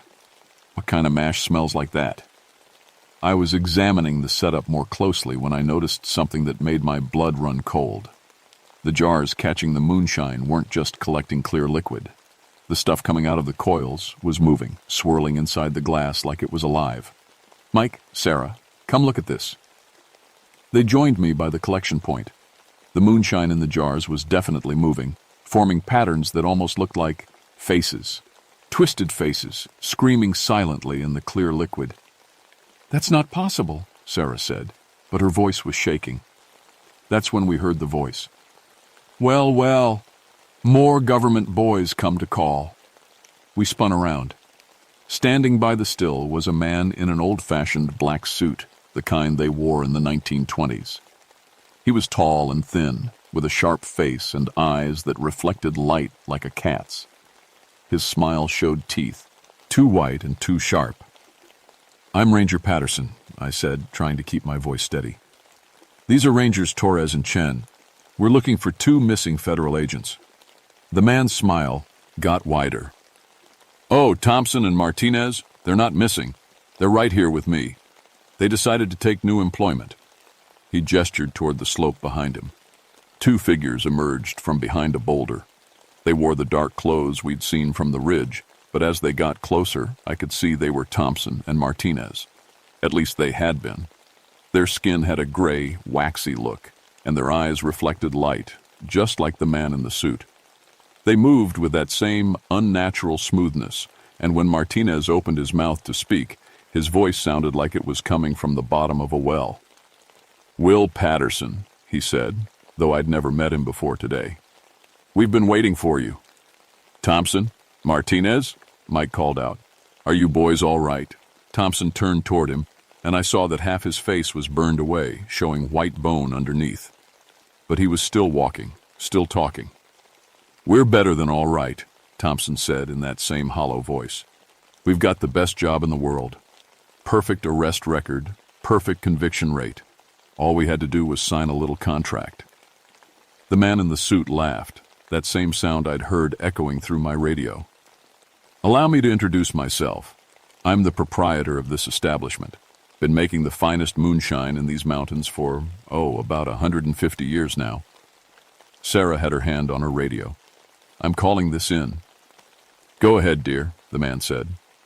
Though I should warn you, federal communications don't work so well in my territory. She tried her radio. Nothing but static and that terrible laughter. Now then, the man continued, I imagine you're wondering about my operation here. It's really quite simple. I provide a service to the families in these mountains, the finest moonshine ever distilled. All they have to do is pay my price. What price? I asked. His smile showed more of those sharp teeth.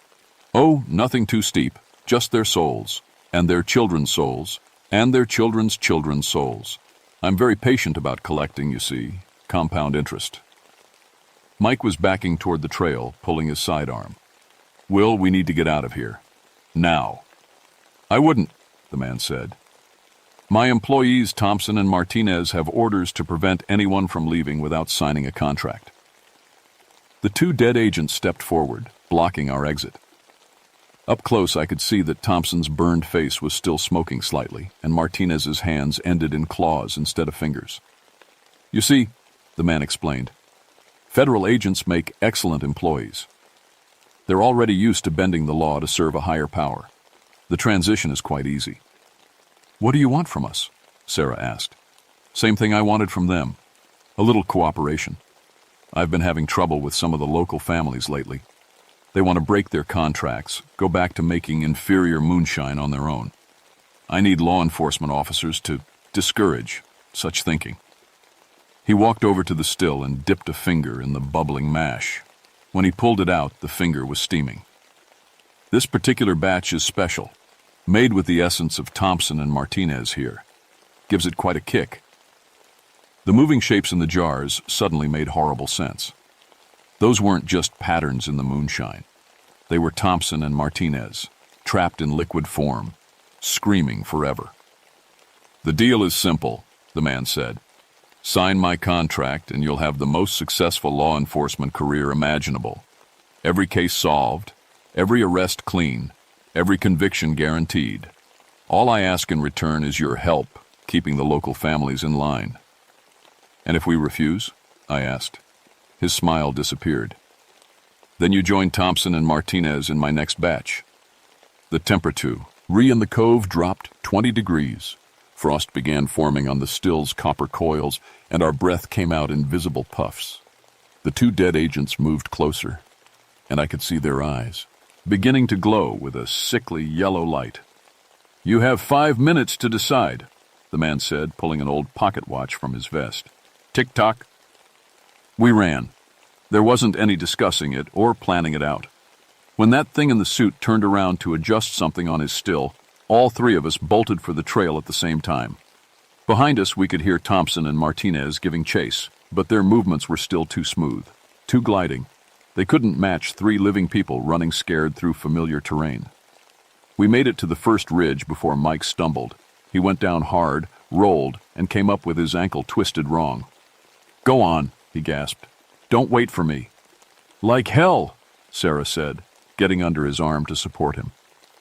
That's when we heard them coming. Not footsteps. Something worse.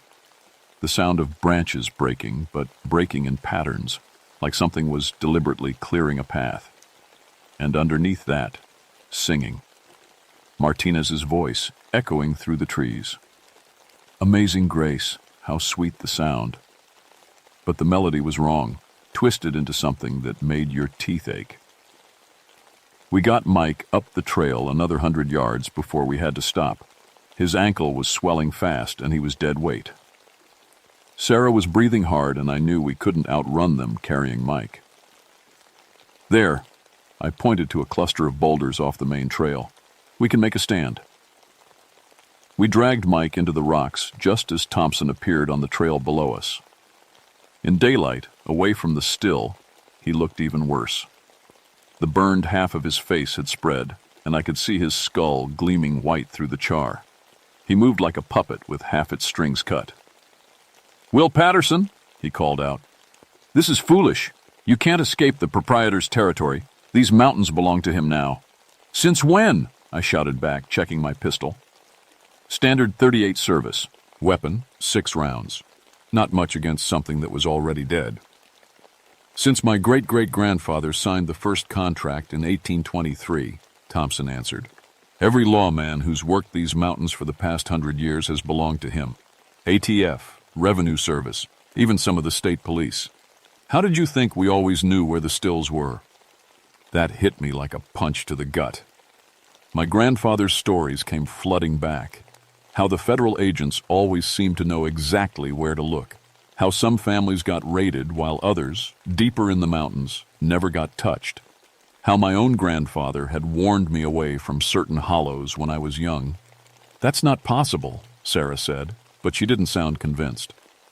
Martinez appeared beside Thompson, moving through the underbrush without disturbing a single leaf. His claws caught the light, and when he smiled I saw his teeth had been filed to points. Oh, it's very possible, he said. The proprietor has been building his network for generations. Local families provide the souls. Federal agents provide the protection. Everyone wins. Except the families, I said. The families get the best moonshine ever made, Thompson replied. Liquid that can cure any illness, grant any wish, solve any problem. All it costs is their immortal souls. Most of them think it's a bargain. Mike was trying to reload his weapon with shaking hands. He'd already fired 3 shots at the things below us, and they'd done nothing but put holes in dead meat. There's got to be a way to stop this, Sarah whispered. That's when I remembered something my grandfather had told me. Mountain spirits, he'd said, are bound by their own rules. They can't break a deal once it's made, but they also can't force you into one you haven't agreed to. The contracts, I said. There have to be actual contracts. Thompson tilted his head like a curious dog. Smart boy. Yes, there are contracts. Bound in federal law, signed in blood, filed with the county clerk's office. All legal and binding. But what if the contracts are invalid? I asked. Both dead agents went very still. Martinez's claws stopped clicking against the rocks. Invalid how? Thompson asked, and for the first time his hollow voice carried a note of uncertainty. Fraud, I said, my mind racing. Misrepresentation, signing under duress. Federal law has lots of ways to invalidate contracts. A new voice echoed through the forest, coming from everywhere at once. The proprietor, speaking from his still a quarter-mile away, but somehow right in our ears. Clever, Mr. Patterson, but you forget. I've had federal lawyers working for me for decades. Every contract is ironclad. Maybe, I said. But have you had them reviewed by someone who specializes in contract law? Someone who knows every federal regulation about alcohol taxation and enforcement? The forest went completely silent. Not even the wind stirred the leaves. What are you thinking, Will? Sarah whispered. I'm thinking I spent 7 years with the ATF, and I know every federal law about alcohol production and taxation in these mountains.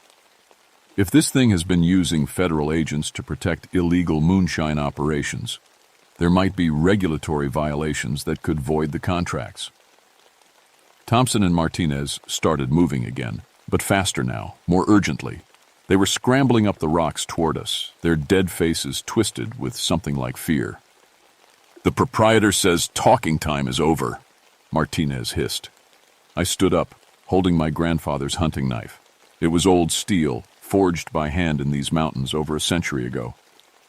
Tell your boss I want to see the contracts, I called out. All of them. If he's operating under federal authority, I have the right to inspect his documentation. The dead agents froze halfway up the rocks.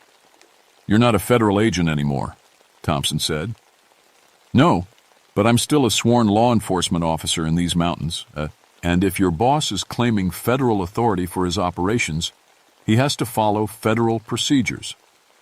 A sound rolled through the forest like thunder, but it wasn't thunder.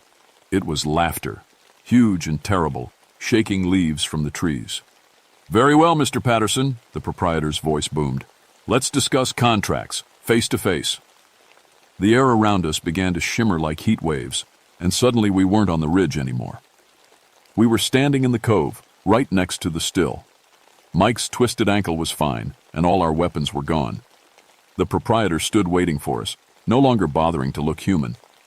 His suit was still there, but underneath it, his body was wrong. Too tall, joints bending the wrong way, fingers that were too long and ended in points. His face was sharp and cruel, and his eyes were pits of yellow fire. Welcome to my courtroom, Mr. Patterson, he said, gesturing to the rocks around us. They had changed too, shaped into something that looked disturbingly like a judge's bench and gallery. Shall we discuss the law? The proprietor's courtroom was wrong in every way that mattered. The bench was carved from black stone that seemed to absorb light, and the gallery seats were filled with shadows that whispered in voices I almost recognized. Worst of all, the jury box held 12 figures in the rotted remains of old-fashioned clothes, the souls of people who'd lost cases here before. Court is now in session, the proprietor said, settling onto his stone bench.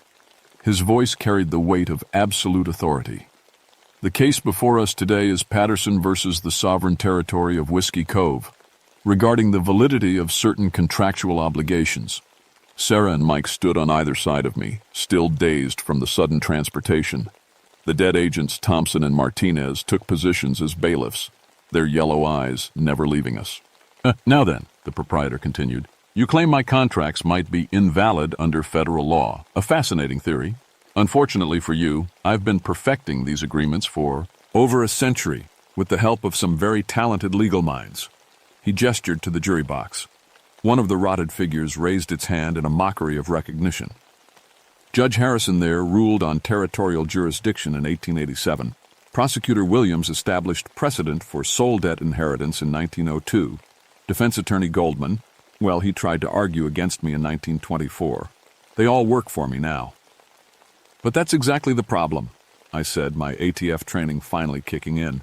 You can't have federal agents enforcing illegal alcohol operations. It violates the basic principle of the law they're sworn to uphold.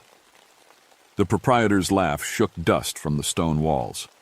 Illegal? My dear boy, nothing I do here is illegal. I have proper federal licensing. He snapped his fingers, and a scroll appeared in the air before us. The paper was yellow with age, but the federal seal at the bottom looked official enough. Special Federal Alcohol Production License, issued in 1863, he read. Authorizes the bearer to produce distilled spirits within the designated territory for, oh, this is interesting, the moral improvement of the local population. I stepped closer to read the document. The language was archaic, but it looked legitimate. Then I saw something that made my heart race. This license expired in 1873, I said. The proprietor's smile faltered for just a moment. Clerical error. The renewal is pending. Pending for over 100 years? I pressed. Under federal law, operation without a valid license makes this an illegal distillery. Any agreements made to protect illegal operations are void, as contracts made for unlawful purposes. The shadows in the gallery began to whisper louder, and several of the jury members turned to look at their master with something like hope in their dead eyes. Furthermore, I continued, drawing on every regulation I'd memorized, and my ATF years, federal agents cannot enter into contracts that conflict with their sworn duties. Any agreement that requires them to ignore federal crimes is automatically void. Thompson stepped forward, his burned face twisting. The proprietor owns our souls. We have no choice. That's where you're wrong, I said.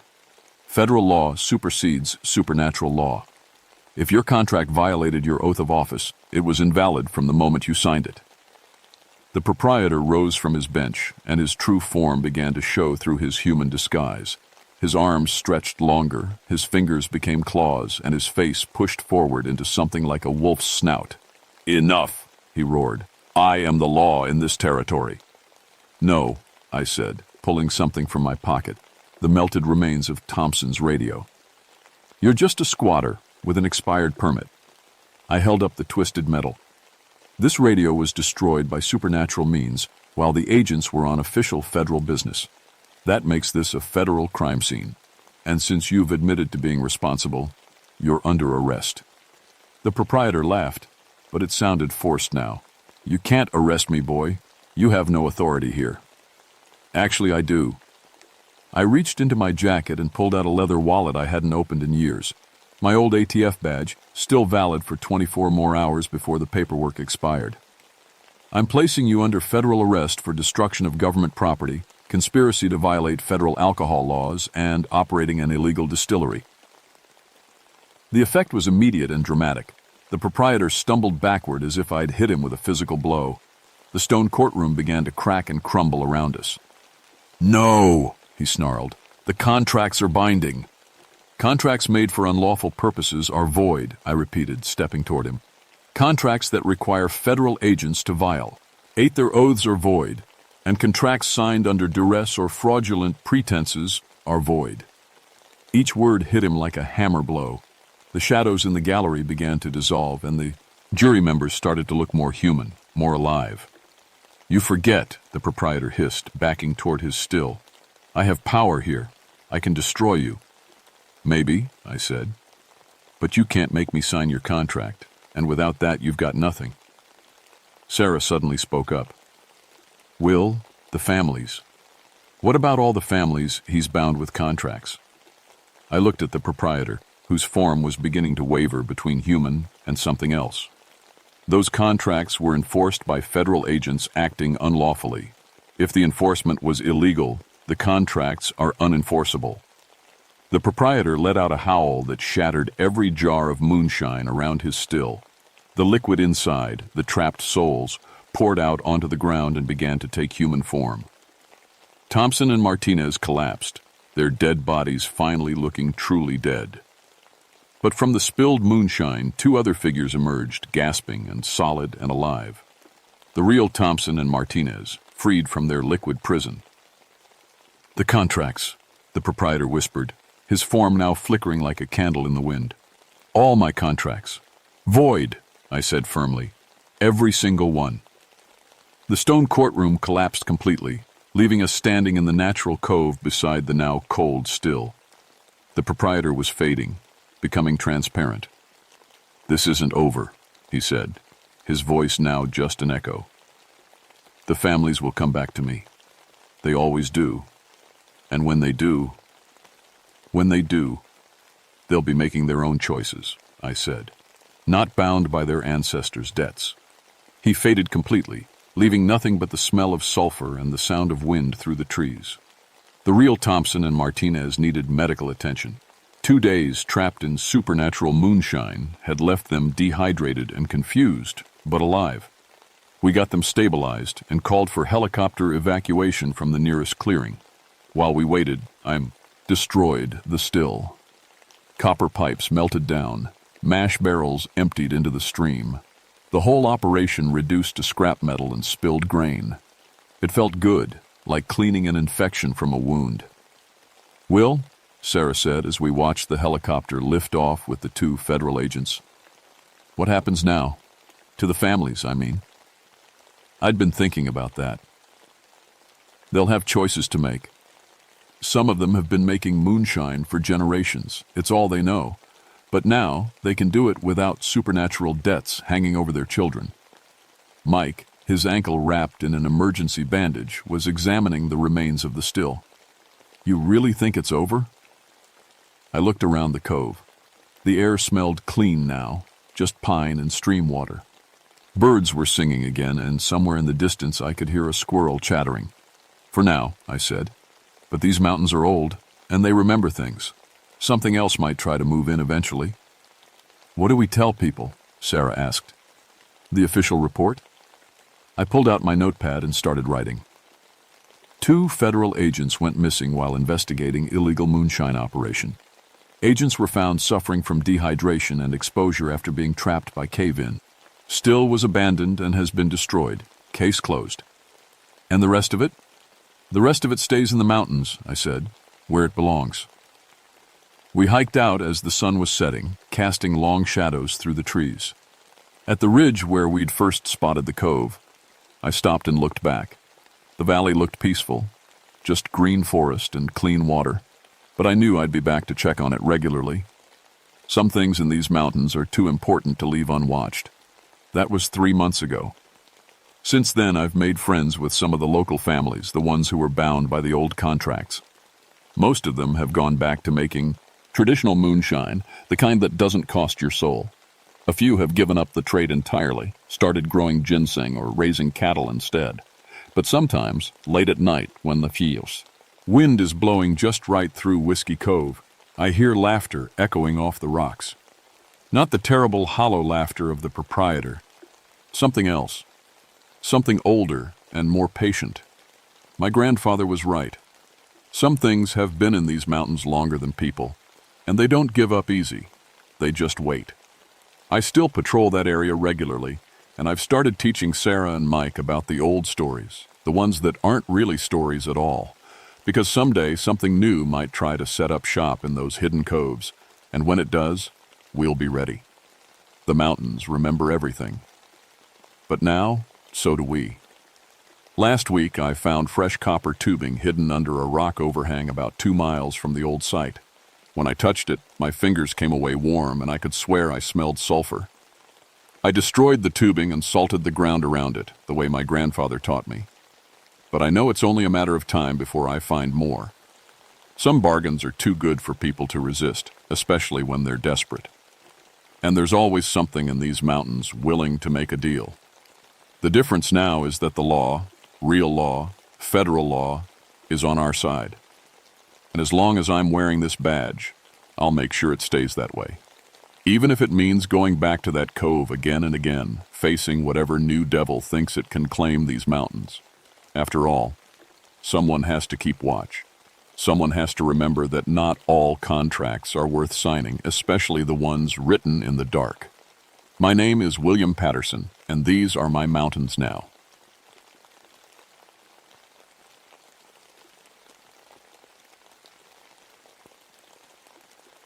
My name is Eleanor Prescott, but everyone calls me Ellie. I've been a park ranger for 13 years now, and I thought I'd seen everything the Cherokee National Forest could throw at me.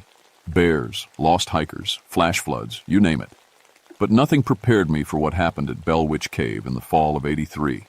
I moved down here from Boston 5 years ago with a PhD in folklore, drawn to these mountains like a moth to flame.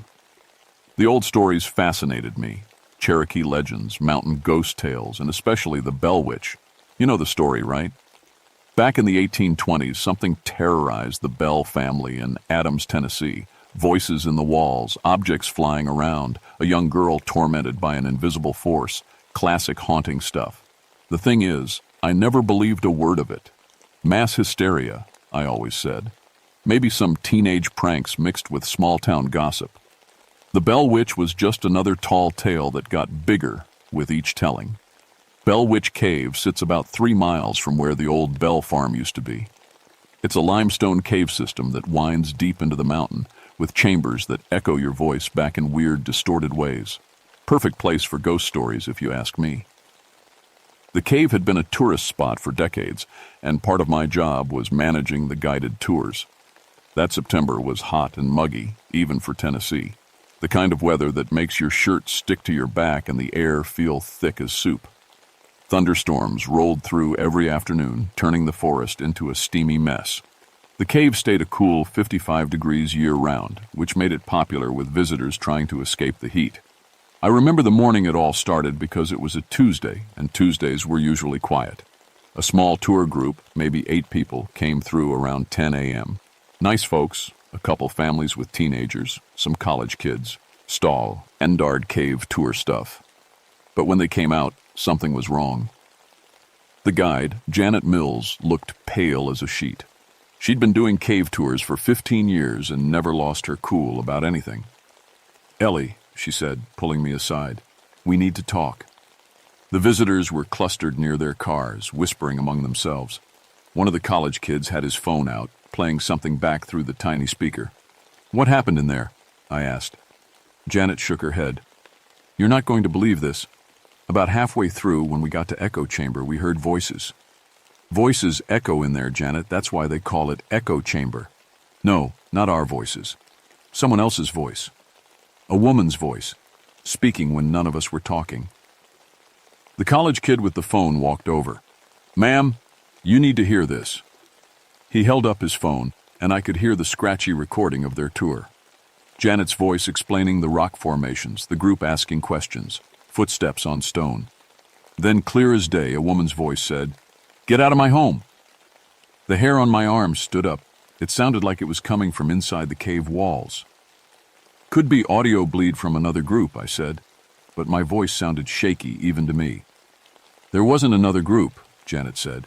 "We were the only people scheduled until this afternoon." I looked at the recording timestamp, 10:47 a.m. The next tour wasn't until 2 p.m. "I want to check something," I told Janet. "Cancel the afternoon tours." She nodded, looking relieved. After the visitors left, I grabbed my equipment and headed into the cave alone. Emergency radio, bright LED headlamp, backup flashlights, first aid kit, standard cave inspection gear. The entrance tunnel sloped down at a gentle angle, the temperature dropping with every step. The cave felt different that day. In 13 years, I'd been through these passages hundreds of times. I knew every twist and turn, every odd-shaped rock formation. But something was off. The air felt heavier, like before a bad storm, and it was too quiet. Even the Constant drip of water seemed muted. I made it to echo chamber without incident. It's a big circular room with a domed ceiling, maybe 30 feet across. The acoustics are amazing. You can whisper on one side and hear it clearly on the other. Perfect natural amphitheater. I tested my radio. Static. That was normal. The limestone played hell with radio signals. Then I heard it. "You shouldn't be here alone." A woman's voice, soft and clear, coming from everywhere and nowhere. I spun around, my headlamp beam dancing across empty stone walls. "Hello?" I called out. "Is someone there?" The echo of my voice bounced back, and then silence. I checked my watch. 11:15. My hands were shaking a little as I made notes in my logbook. Possible audio phenomenon. Need further investigation. But deep down, I knew this wasn't some natural cave acoustics. Something was very wrong in Bell Witch Cave. I should have left right then. Should have sealed the cave and called for backup. But you have to understand, I'm a scientist. My whole career was built on debunking supernatural nonsense with rational explanations. I wasn't about to let some weird acoustics run me off. Over the next 3 days, I did everything by the book. I brought in recording equipment, temperature sensors, even a geologist from the University of Tennessee to check for settling limestone that might create new sound chambers. Dr. Marcus Webb spent 6 hours in that cave with instruments I couldn't even pronounce the names of. "Structurally sound," he reported. "No recent shifts, no new fissures. Whatever you're hearing, it's not coming from geological activity." The temperature readings were the first real sign something was seriously wrong. Echo chamber was running 20 degrees colder than the rest of the cave system. Not just cool, cold enough to see your breath. And the cold spots moved around like they were alive. On Friday, I brought my colleague Tom Willis down with me for a full inspection. Tom was younger than me, maybe 28, and built like he could wrestle a bear. He'd transferred from Yellowstone the year before, drawn by our cave systems. Good guy, steady nerves, never spooked by anything. We made it to echo chamber without trouble. Tom set up the recording equipment while I took temperature readings. 43 degrees, I said, checking my thermometer. "That's impossible." "Equipment malfunction?" Tom suggested. Then the lights went out. Not the battery-powered headlamps, those kept working. But the installed cave lighting system, which was wired to run continuously, just died. All at once, like someone threw a switch. In the sudden dimness, I heard Tom suck in his breath. "Ellie," he whispered, "look at the wall." I turned my headlamp where he was pointing. Scratched into the limestone, in letters 3 inches tall, were the words, Betsy Bell. "Those weren't there yesterday," I said. "Are you sure?" I was sure. I'd been studying these walls for 5 years. Every mark, every natural formation. These scratches were fresh. You could see limestone dust on the cave floor beneath them. Then we heard the voice again. "She was just a child," it said. The woman's voice from the recordings, but clearer now. Sadder. "Betsy Bell was just a child when they hurt her." Tom grabbed his radio. "Base, this is Willis. We have a situation in the cave system." Static. "No signal," he muttered. The voice spoke again, and this time it seemed to come from right behind us. "I know you, Eleanor Prescott. I know why you came here. You don't believe in the old stories, do you? You think you're too smart, too educated." I spun around. Nothing but empty cave. "You wrote about me," the voice continued, "in your papers. Called me mass hysteria. Called me a hoax." That hit me like a punch to the gut. I had written about the Bell Witch in my doctoral thesis, academic journals, scholarly papers. I'd spent years debunking the legend. "You studied at Harvard?" the voice said. "Your mother died when you were 12. Cancer. You blamed God, stopped going to church. That's why you became a skeptic, isn't it, Eleanor? Because if there's no supernatural, then there's no God who let your mother die." My knees almost gave out. Nobody knew that. I'd never told anyone about the connection between my mother's death and my academic focus. Hell, I'd barely admitted it to myself. "How?" I whispered. "I know many things," the voice said. I know Tom here is afraid of drowning. Nearly drowned in a lake when he was 8. That's why he transferred away from Yellowstone. Too many rivers. Tom went white. That's not in my personnel file. I never told anyone that. The temperature dropped another 10 degrees. Our breath came out in visible puffs now. I know about the Cherokee women, the voice continued. The ones buried under this mountain. The ones your government pretends never existed. Who are you? I demanded. Laughter echoed through the chamber, but it didn't sound happy. It sounded like crying. I am the Bell Witch, Eleanor. Kate Batts, as I was in life. But death has taught me things. Shown me truths your history books won't tell. Something moved in my peripheral vision. I turned my headlamp, but saw only stone walls. The Bell family, the voice said. They were not the innocent victims your folklore claims. John Bell helped drive my people from their land. Cherokee families lived where his farm stood. 3 women died when they burned the longhouse. 3 Cherokee women pregnant with children they would never birth. The scratches on the wall began to change. New letters appeared as we watched, carved by invisible hands. Ayanna, Sequoia, Galilahi. Cherokee names, Tom breathed. Their names, the voice corrected. My sister's in death. We are bound to this place by blood and injustice. More scratches appeared. 1838, trail of tears. I was Kate Batts in life, yes, but death opened my eyes. I see now why I was drawn to torment the Bell family. It was not just John Bell's cruelty to me. It was his cruelty to all of us.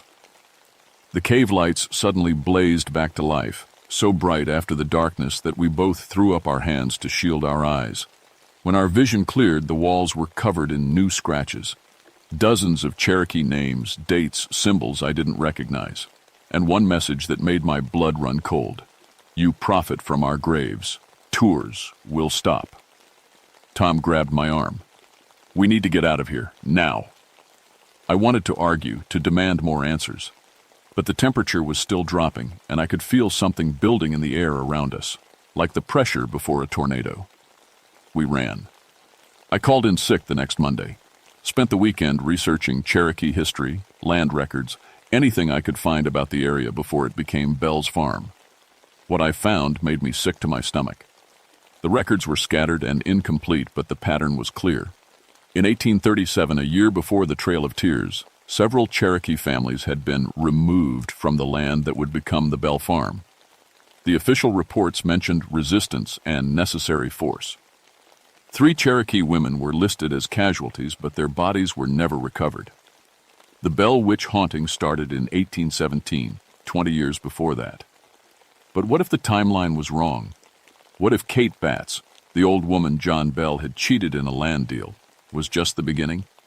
What if her spirit had awakened something older, angrier? Tuesday morning, my supervisor Frank Garcia called me into his office. Ellie, we got complaints about the cave tours being canceled, he said. People drove down from Nashville, had reservations. What's going on? I tried to explain without sounding crazy. Equipment failures, structural concern, need for safety inspection. Frank listened with the patience of a man who'd heard every excuse in the book. Get it sorted out, he said finally. Cave tours are big revenue for the park. Can't keep them closed much longer. That afternoon, I went back to the cave with a full investigation team. Tom, Janet, plus 2 maintenance guys and a safety inspector from the State Park Service. If we were going to reopen the tours, I wanted witnesses for whatever happened next. The cave felt normal at first. Temperature readings were back to the usual 55 degrees. No cold spots, no strange voices.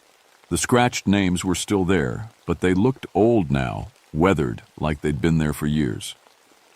Must have been temperature fluctuations, the state inspector said, making notes on his clipboard. Limestone can expand and contract, create weird acoustic effects. I wanted to believe him. God, how I wanted to believe him. We made it all the way to the back chambers without incident. These were the parts of the cave system tourists never saw. Narrow passages that required crawling, chambers you reached by rope. Tom and I had mapped them all during my first year at the park. In the deepest chamber, we found something new, It was a perfect circle of stones, each one about the size of a dinner plate, arranged around a natural depression in the cave floor. Inside the circle were objects that shouldn't have existed: pottery shards, bone tools, bits of woven cloth. All of it perfectly preserved despite the cave's humidity. Cherokee artifacts, Janet breathed. She'd grown up in the area, knew the local history better than any of us. The state inspector bent down for a closer look. "How long have these been here?" "They weren't here last month," I said. "I mapped every inch of this cave system." One of the maintenance guys, a heavy-set man named Dale, laughed nervously. "Maybe some reenactors left them, trying to make the cave tours more exciting." But I could see the age on those artifacts. The pottery was cracked but not broken. The bone tools were, smoothed by hands that had been dust for more than a century. This wasn't some tourist prop. This was a real burial site. That's when the temperature started dropping again. "Anyone else feel that?" Tom asked. The air got so cold so fast that condensation began forming on the cave walls. Our flashlight beams caught the moisture, making everything look wet and strange. Then we heard the voices. Not just one woman's voice this time, but three. Speaking in a language none of us recognized, but somehow I knew it was Cherokee. The voices were coming from the stone circle, rising from the artifacts like steam. Dale backed toward the tunnel entrance. "I don't like this." The state inspector was still scribbling notes, trying to be professional, even as his breath came out in white puffs. Probably just air pressure changes from the storm system moving through. But there was no storm system. Outside, it was a clear September afternoon. The Cherokee voices got louder, more urgent. They weren't speaking to us. They were speaking to each other, like they were having a conversation we couldn't understand. Then one voice broke off and spoke in English. "You bring strangers to our resting place." It was the same woman's voice from before, but now I could hear others underneath it. Harmonies of pain and anger that made my chest feel tight. "We tried to warn you," the voice continued. "Tours will stop. This place is not for your profit." The artifacts in the stone circle began to glow, not bright like electric lights, but soft like moonlight. The pottery shards moved by themselves, sliding across the cave floor to form patterns I didn't recognize. Dale bolted, just turned and ran back toward the entrance, his heavy boots echoing through the tunnels. The state inspector wasn't far behind, abandoning his professional composure as the temperature hit freezing. "Wait!" I called after two. "Hem!" But Tom grabbed my arm. "Let them go," he said quietly. "Look." The bone tools were moving now, arranging themselves around the pottery in what looked like a ritual pattern, and in the center of the circle, the cave floor was changing. The limestone was becoming transparent, like looking through clear ice. Beneath it, we could see them. 3 women lying on their sides in the earth. Their bodies were perfectly preserved, dressed in traditional Cherokee clothing, but their eyes were open, and they were looking right at us. Janet made a sound like a sob. "Oh God, they're still here. They've been here all along." One of the women, the youngest-looking one, raised her hand. Her lips moved, and I heard the Bell Witch's voice. "We cannot rest while our killer's descendants profit from our pain. The cave tours, the Bell Witch legend, it all feeds on our suffering." "What do you want?" I whispered. "Justice," all 3 voices said in unison. "Truth. An end to the lies." The glowing artifacts rose from the cave floor, floating in the air like leaves caught in an invisible wind. The temperature was so cold now that ice was forming on the cave walls. "The Bell family story is not what your books say," the voices continued. "John Bell did not just cheat Kate Batts. He murdered Cherokee families for their land. We are bound here by blood and earth until the truth is told."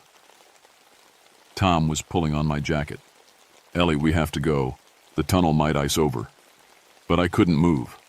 I was staring at those 3 women beneath the transparent cave floor, watching their lips move in unison as the Bell Witch's voice filled the chamber. "You will help us, Eleanor Prescott. You will tell our story, or the tours will never be safe again." The artifacts crashed to the cave floor all at once, the sound echoing through the tunnels like gunshots. The ice on the walls began to crack and fall. We ran. That night, I couldn't sleep. Every time I closed my eyes, I saw those 3 women looking up at me through the cave floor. Their eyes were so sad, but also angry. The kind of anger that builds over more than a century of being ignored. I spent the next day in the park library, going through historical records I'd never bothered to check before. Land deeds, county records, even old newspaper clippings from the 1830s. The picture that emerged made me sick. John Bell hadn't just bought Cherokee land. He'd actively participated in driving families off their property. There were records of disputes and necessary removals. 3 Cherokee women were listed as casualties of resistance in 1837, but their bodies were never found or returned to their families. Kate Batts, the old woman Bell cheated, had been married to a Cherokee man. That detail never made it into the popular Bell witch stories, but it was right there in the marriage records. She'd lived between 2 worlds, and when Bell destroyed her life, something darker had awakened. The Cherokee women buried under the cave weren't just random victims. They were relatives of Kate Batts' husband. Family. Wednesday morning, Frank Garcia called me into his office again. This time, he wasn't alone. There were 2 men in suits, tourism board officials, and Dale, the maintenance worker who'd run from the cave. "Ellie," Frank said carefully, "Dale here says you've been staging some kind of show in the cave system. Ghost effects, moving objects, that kind of thing." Dale wouldn't meet my eyes. "I saw what I saw, stuff floating around, weird voices. She's trying to scare people away from the tours." The tourism board guys looked serious. "Ms. Prescott, cave tours generate significant revenue for the region. If there are safety concerns, we need to address them properly, not with amateur theater." I tried to explain, but how do you tell business suits that Cherokee ghosts are buried under their tourist attraction?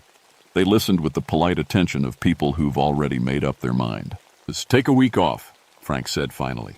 "Paid leave. When you come back, cave tours resume normal schedule." I drove home feeling defeated, but that night, Tom called me.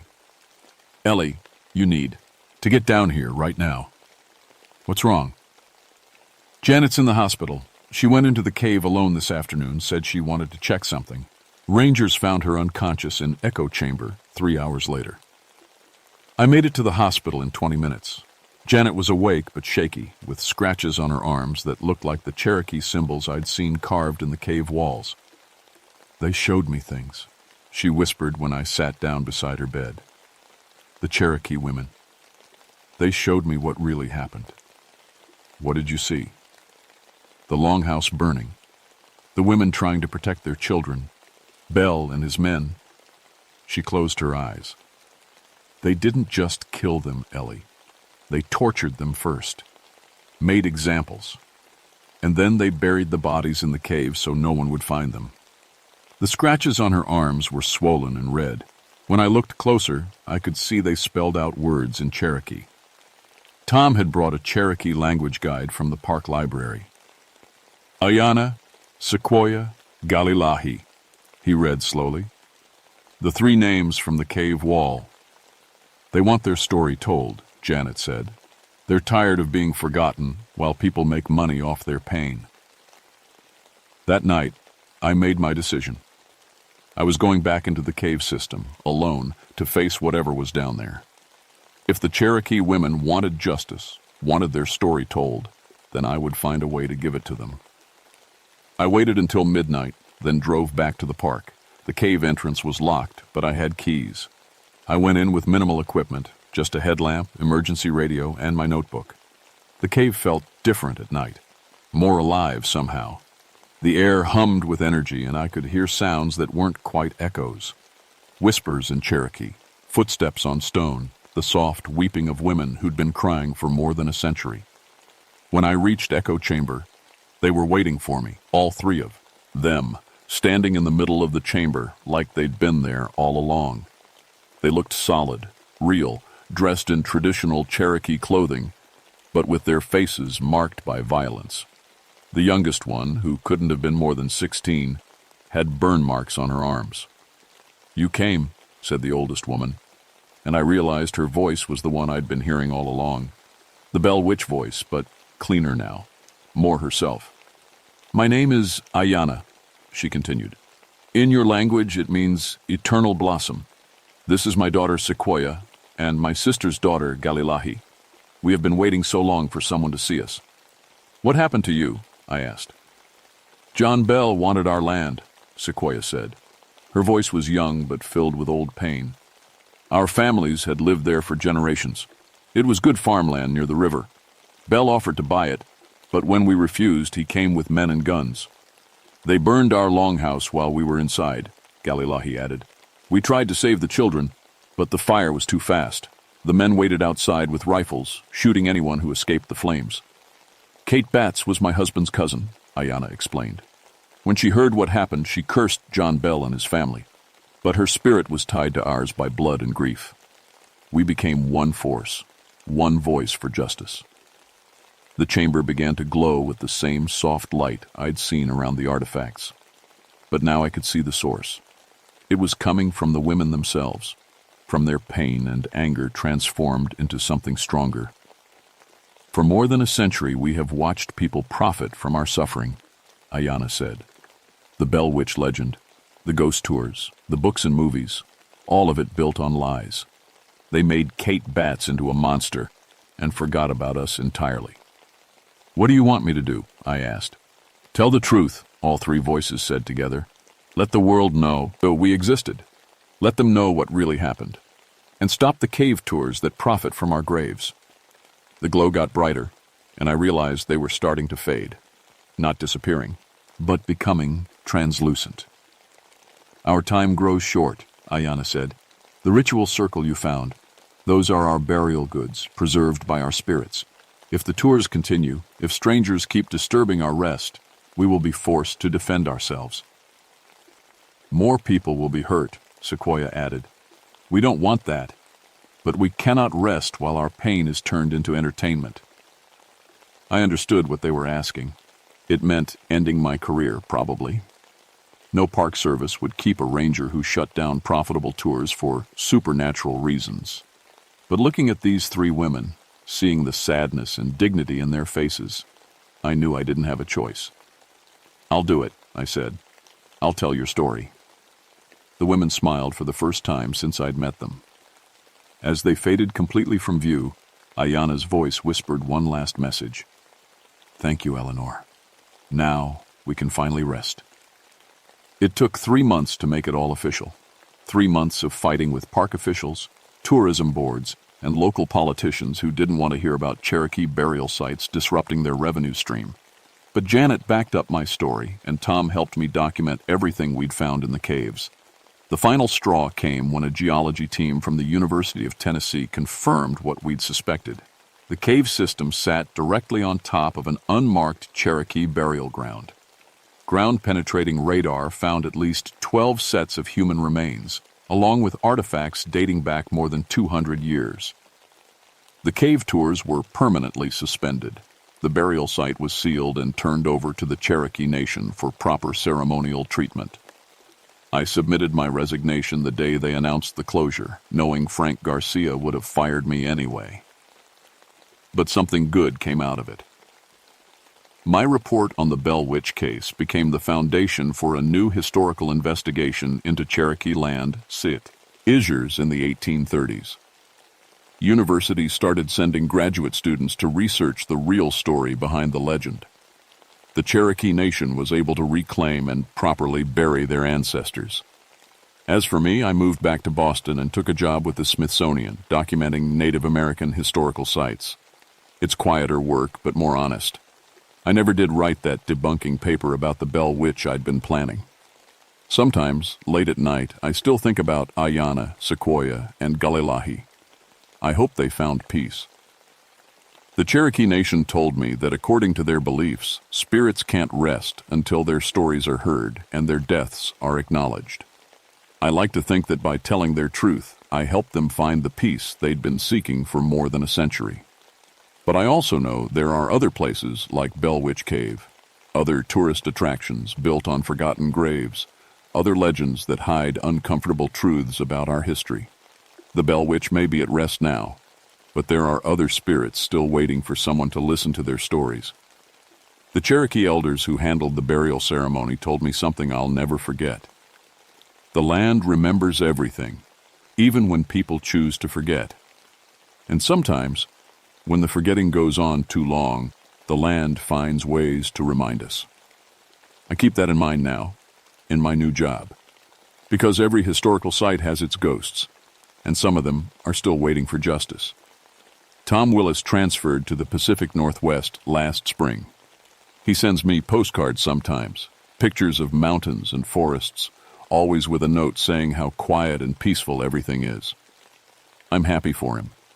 Not everyone who encounters the supernatural comes out of it wanting to learn more. Janet stayed with the Park Service but moved to a different department. Environmental education, no more cave tours. She told me once that she still has dreams about the women in the burial chamber, but they're good dreams now. Dreams where the women are smiling and at peace. The Bell Witch legend continues, of course. There are still books and websites that tell the old version of the story. John Bell as innocent victim, Kate Batts as vengeful witch. But now there are other versions too. Cherokee voices sharing the truth their grandmothers passed down in whispered stories. Truth has a way of surviving, even when it's buried deep underground. As for whether I believe in ghosts now, well, that's a harder question than you might think. I know what I saw in that cave. I know those 3 women were as real as anything I've ever encountered. But belief isn't really the right word for it. Knowledge is better. I know that some injustices echo through time until they find someone willing to listen. I know that the dead don't rest easy when their stories are forgotten or twisted into entertainment. And I know that sometimes, if you're very lucky and very brave, you get the chance to help set things right. The Bell Witch's kin are at peace now. But there are other kin out there, still waiting, still watching, still remembering.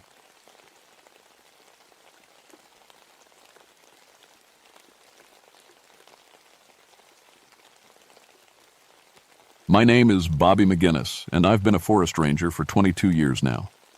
Before that, I spent 15 years working the coal mines here in West Virginia, just like my daddy and his daddy before him.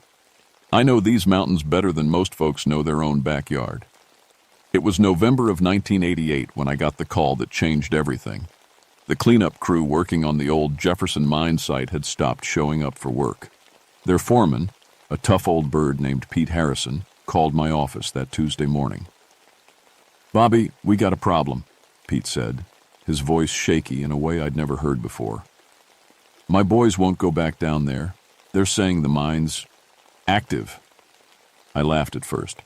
"Pete, that mine's been sealed for 20 years. Nothing's active about it except maybe some bats."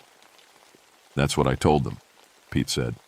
"But they swear they're hearing voices down there, seeing lights moving around in the shafts. And yesterday, Tommy Briggs came up covered in coal dust, talking about men with pickaxes working the walls." I knew Pete wasn't the type to make things up. He'd been in the mining business longer than I had, and he didn't scare easy. If his crew was spooked, something was definitely wrong. The Jefferson mine had been closed since 1967 after a terrible accident. 78 men died when the main shaft collapsed. The company sealed it up fast, said it was too dangerous to recover the bodies. My brother Danny was one of those men. He was only 19, just married with a baby on the way. I drove out there that afternoon in my Forest Service truck. The November air was cold and damp, with thick fog rolling through the valleys. The old mining road was barely there anymore, overgrown with weeds and small trees. I had to park a quarter-mile away and walk in. The mine entrance was a black hole in the mountainside covered by a heavy steel gate that should have been locked tight. But as I got closer, I could see the gate was hanging open. The chain that held it was cut clean through, the metal still bright where the bolt cutters had bit. I had all my safety gear with me: gas detector, flashlights, rope, and a radio that probably wouldn't work this deep in the mountains. The company had left some old mining equipment scattered around the entrance, but it was all rusted and broken. At least it should have been. But when I looked closer, I saw fresh oil stains on the ground. Some of the equipment looked like it had been used recently. There were even fresh tire tracks in the mud, though I hadn't seen any other vehicles on my way in. I called out, "Hello? Anyone in there? This is Ranger McGinnis with the Forest Service." My voice echoed back from deep in the mine, but there was something else too. A sound like metal hitting rock, rhythmic and steady, like someone was working down there. The gas detector on my belt stayed quiet, so the air was safe enough. I clicked on my flashlight and stepped through the gate. The mine tunnel stretched out in front of me, disappearing into darkness. Water dripped somewhere in the distance, and my footsteps sounded too loud. 20 feet in, I found the first thing that made my blood run cold.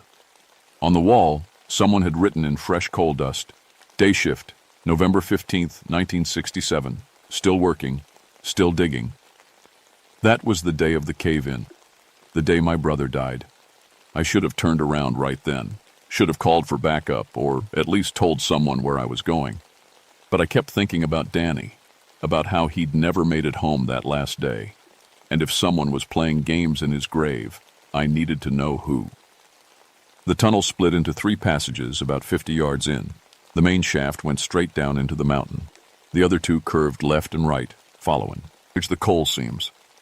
I could hear that metal-on-rock sound coming from the right passage, steady as a heartbeat. My flashlight beam danced ahead of me as I followed the sound. The walls were carved rough from the rock, with old wooden support beams every few yards. Some of them looked ready to collapse, but others seemed solid as the day they were put in.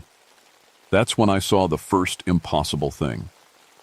One of the support beams had fresh axe marks on it, and there were wood shavings on the ground that hadn't had time to get dusty.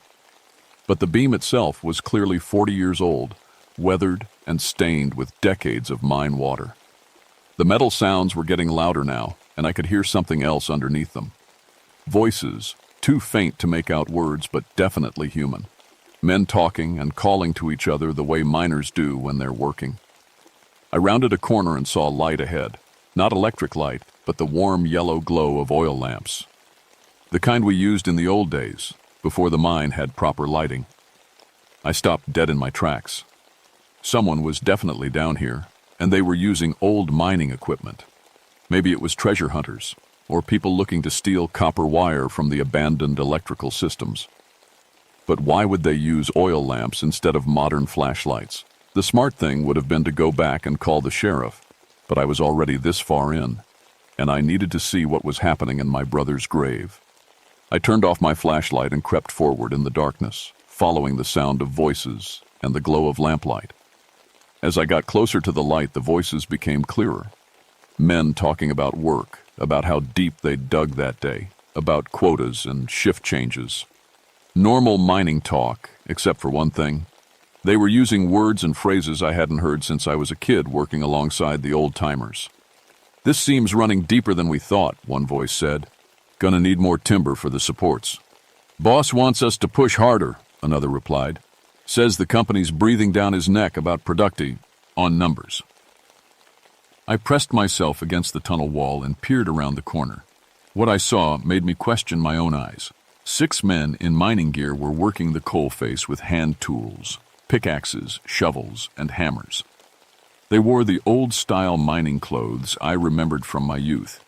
Canvas pants, heavy work shirts, and those leather hard hats we used before modern safety equipment. Their oil lamps cast dancing shadows on the walls as they worked. But here's what made my skin crawl. I could see right through them.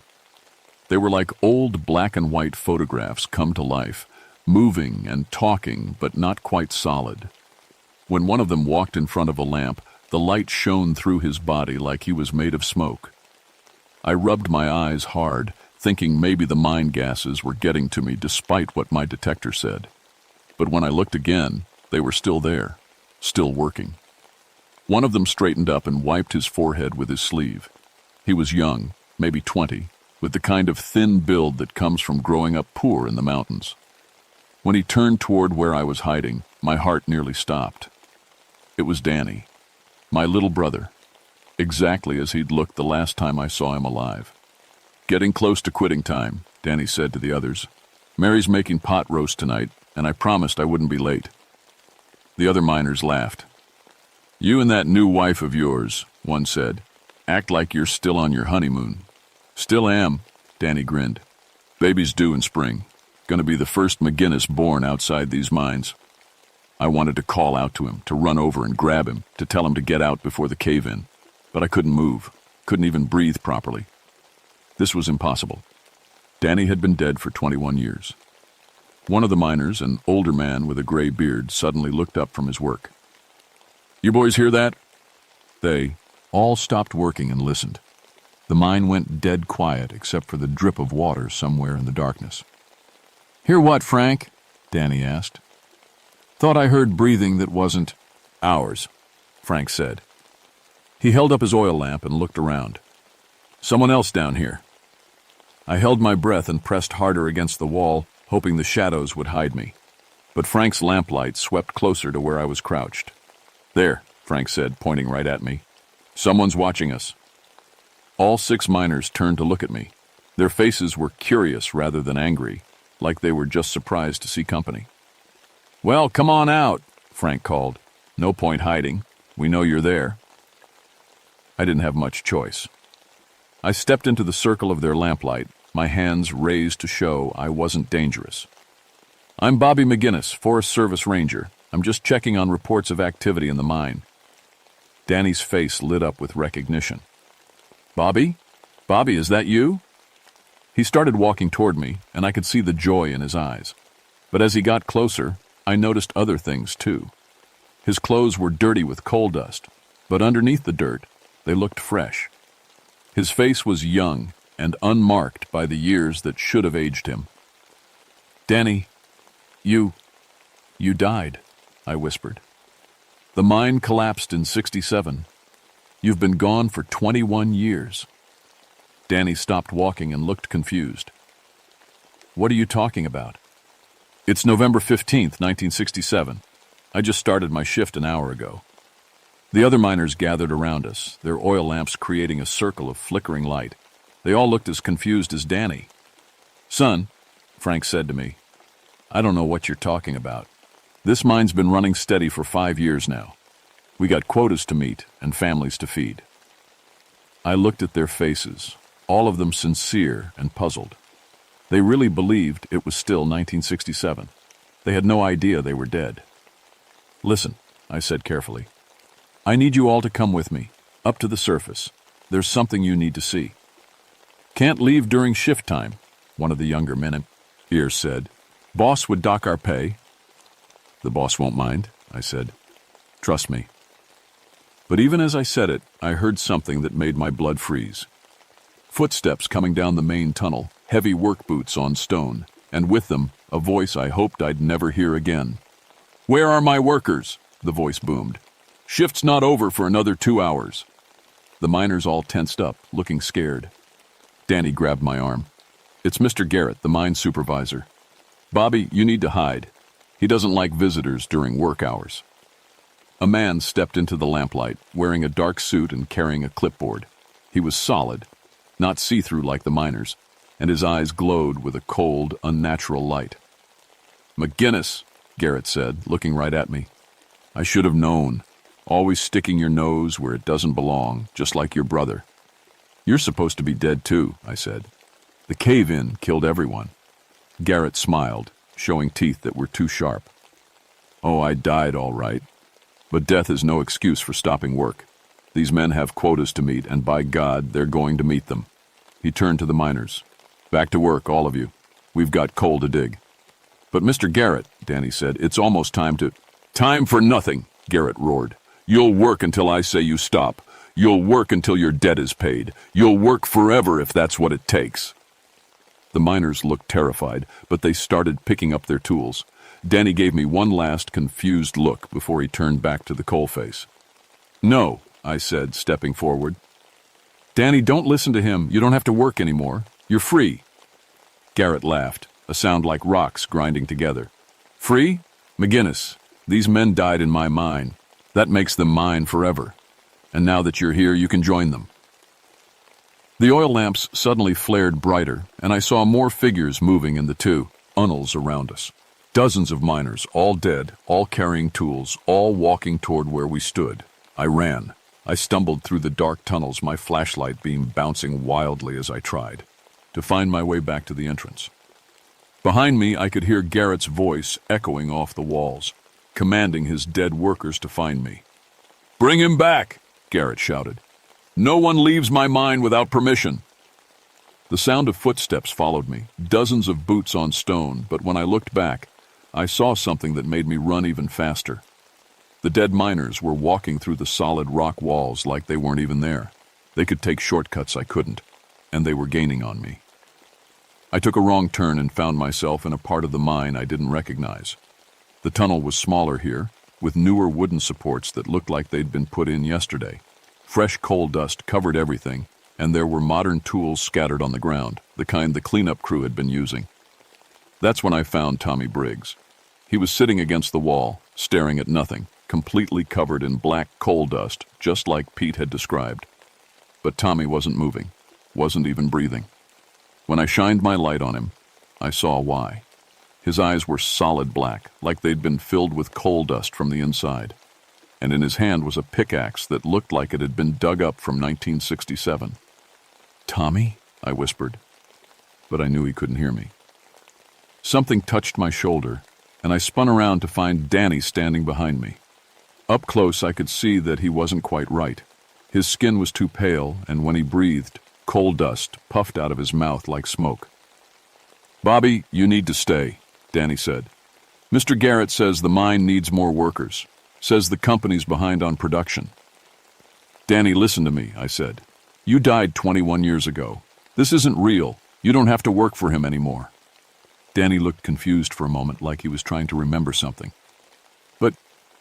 But Mary's making pot roast. I promised I'd be home. "Mary's been dead for 10 years, Danny. Cancer.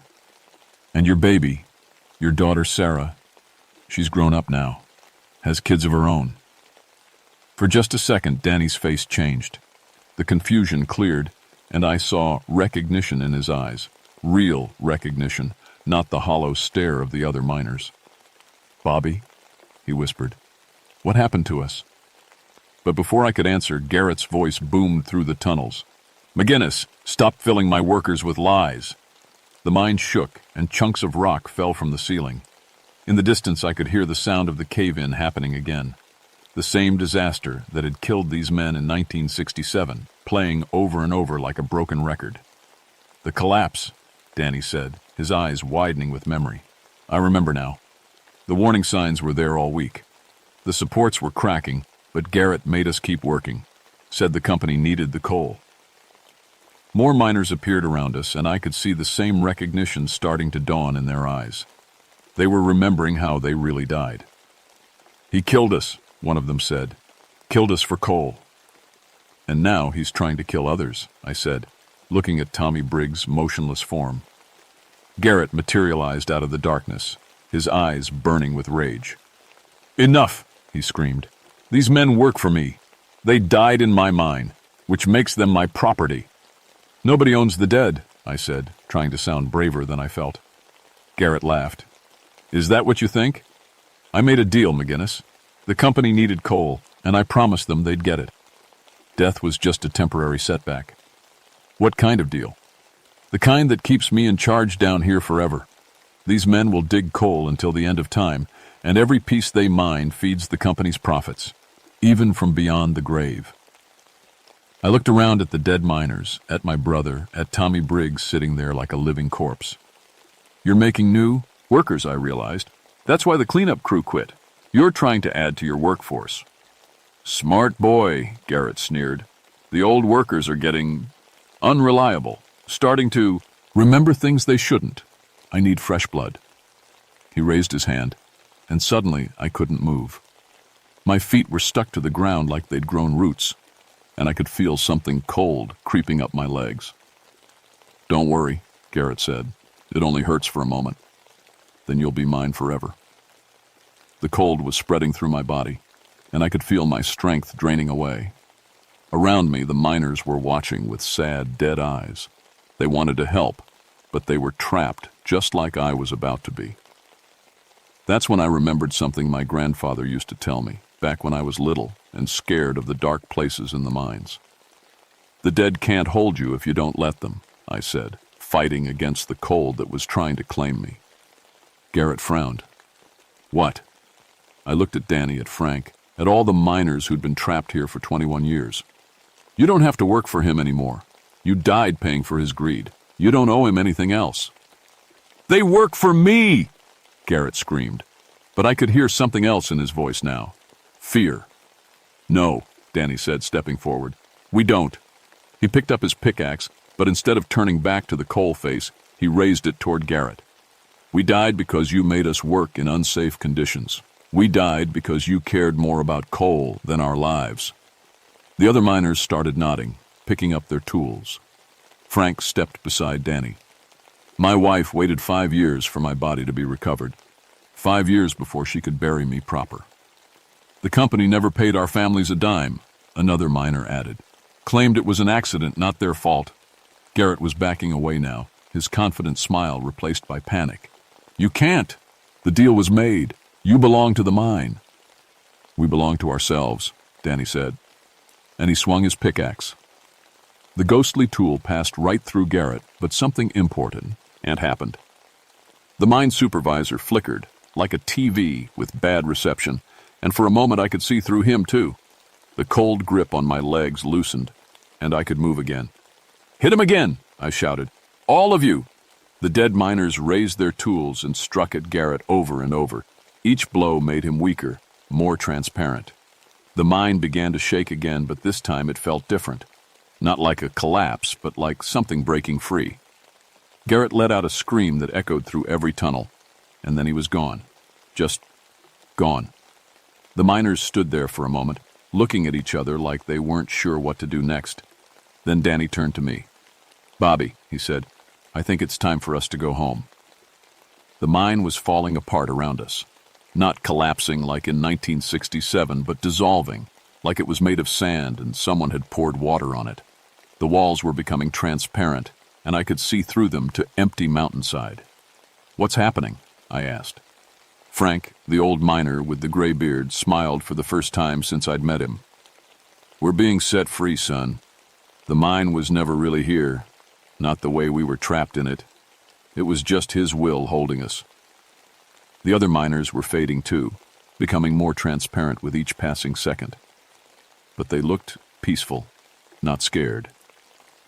Danny, I said, I need to know about the company. Are they still profiting from this somehow? My brother nodded. Every piece of coal we mined went somewhere, even the ghost coal. There's people up there who made deals with Garrett, who knew what was happening down here. Who? Same company that owns the cleanup contract, Danny said. Jefferson Mountain Coal. They never really went out of business, just changed names. They've been using us to mine coal that doesn't exist on paper. No workers to pay, no safety regulations to follow. Pure profit. That made terrible sense. The cleanup crew wasn't really cleaning up. They were harvesting supernatural coal that the dead miners had been digging for decades. Can you prove it? I asked, pointed to a pile of documents near where Tommy Briggs sat motionless. Garrett kept records, had to for the company. Everything's there. I grabbed the papers just as the mine gave another shudder. The documents were real, solid, not ghostly at all. Contracts, shipping manifests, payment records going back 20 years. Jefferson Mountain Coal had been selling reclaimed coal from the sealed mine, using it to supplement their legal operations. You have to stop them, Danny said. His voice was getting fainter as his form became more transparent. Have to make sure nobody else gets trapped like we were. I will, I promised. But Danny, what about you? Where will you go? He smiled, and for a moment he looked exactly like the 19-year-old kid who'd gone to work that last day in 1967. Home, he said simply. Gonna see Mary and meet my grandbabies. The other miners were disappearing one by one, fading away with peaceful expressions on their faces. Each time one vanished completely, a piece of the mine went with him until the tunnels were becoming Swiss cheese, full of holes that showed the real forest outside. I ran toward the entrance, carrying the documents and dragging Tommy Briggs with me. He was still alive but completely unresponsive, like his mind was trapped somewhere else. I managed to get him up and over my shoulder in a fireman's carry, praying that whatever Garrett had done to him wasn't permanent. The mine entrance was dissolving too, the steel gate rusting away to nothing as I watched. I stumbled out into the cold November air just as the entire mountainside shimmered and settled back into ordinary rock and earth. I laid Tommy down on the ground and checked his pulse. Still alive, but those black eyes hadn't changed. I radioed for an ambulance, then called Pete Harrison. "Pete, it's Bobby. I found Tommy." "Thank God," Pete said. "Is he okay?" Looked at Tommy's coal dust-filled eyes. "I don't know, but Pete, I need you to do something. Don't let your crew go back to that site. Ever. And if anyone from Jefferson Mountain Coal shows up asking questions, you call me immediately." "What did you find down there, Bobby?"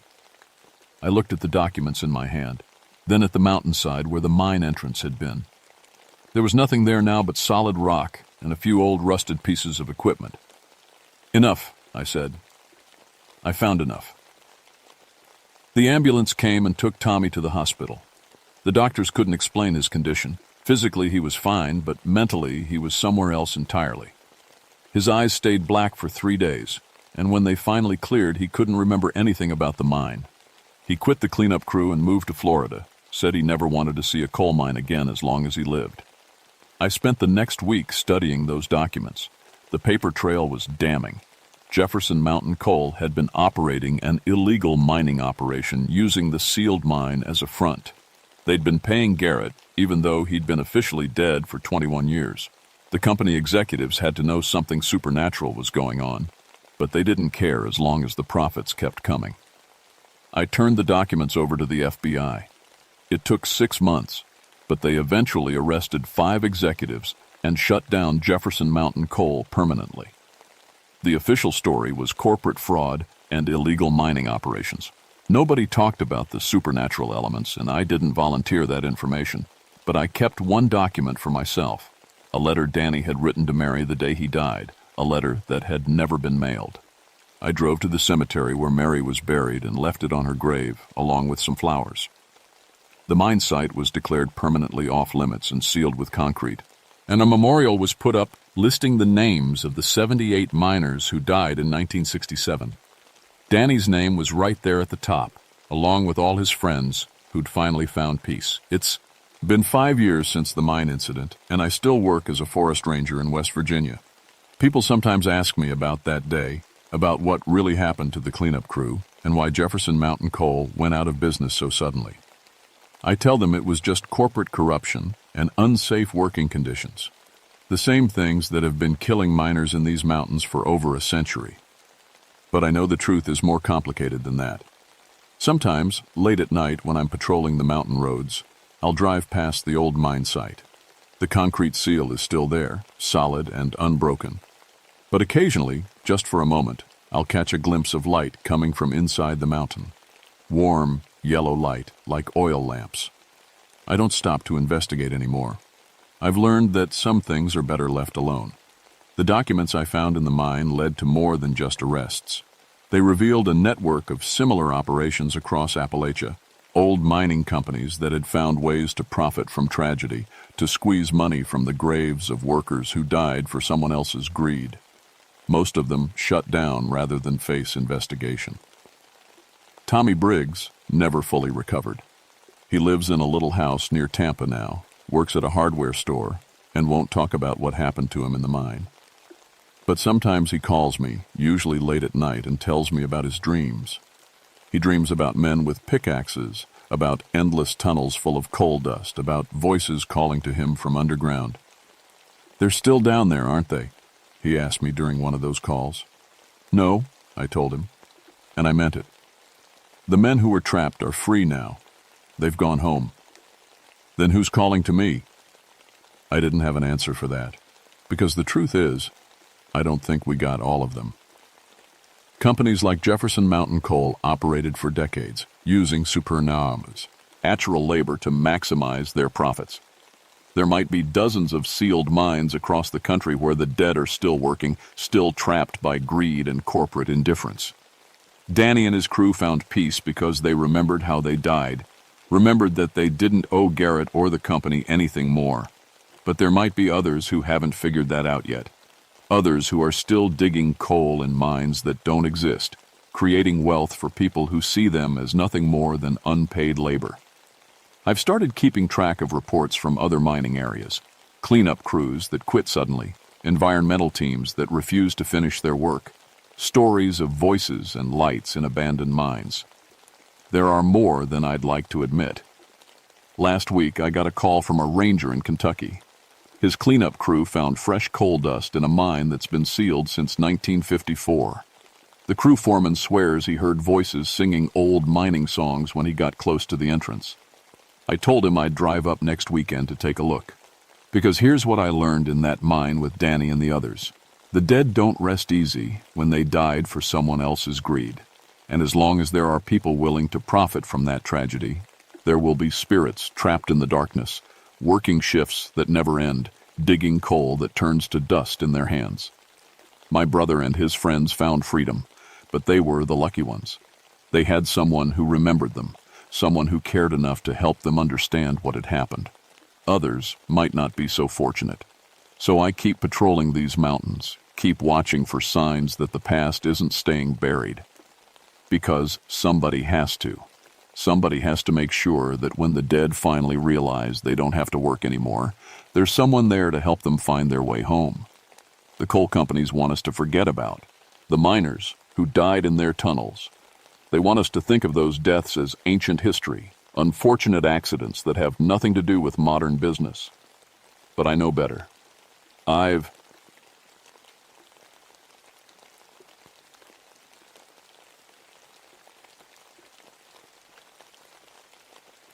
My name is Catherine O'Brien, but everyone calls me Cat.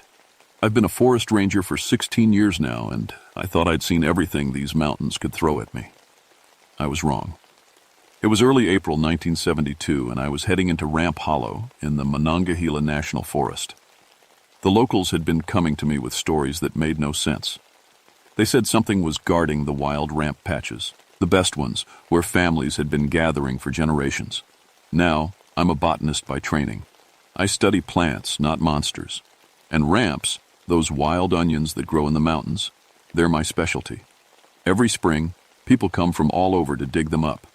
It's tradition, older than the state itself. So when the ramp diggers started telling me about some huge creature protecting the plants, I figured they'd been hitting the moonshine too hard. But I had to check it out.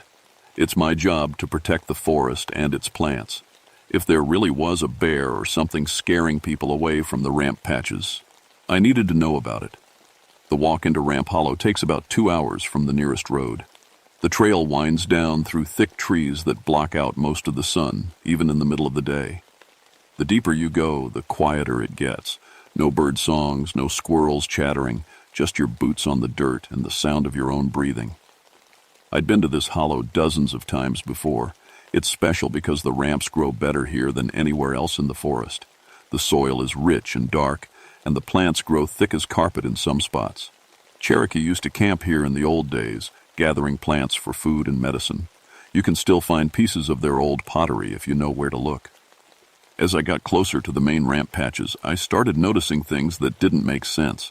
The plants were arranged in perfect circles, like someone had planted them on purpose. But ramps don't grow like that. They spread out random-like, following water and good soil. I knelt down to examine one of the circles. The plants were huge, bigger than any wild ramps I'd ever seen. Their leaves were thick and healthy, almost glowing green in the filtered sunlight. But the really strange thing was the soil around them.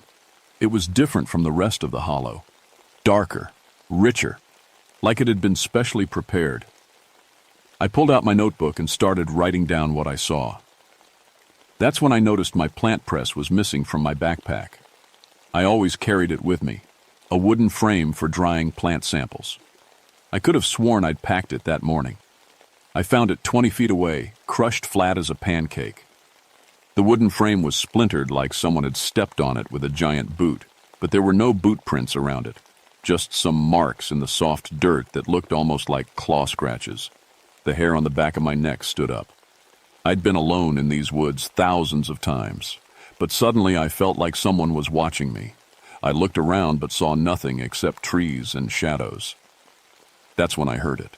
A low rumbling sound, like a bear growling, but deeper, much deeper. It seemed to come from everywhere at once, echoing off the trees. I grabbed my gear and got out of there fast. I should have stayed away. Any sensible person would have. But I kept thinking about those perfect circles of ramps and the rich, dark soil. As a botanist, I had to understand what was happening. I came back 3 days later, this time bringing my camera and soil testing kit. I wanted proof of what I'd seen before I reported anything to my supervisor. The hollow felt different in the morning light. Peaceful, almost welcoming. The ramp circles were still there, but now there were more of them.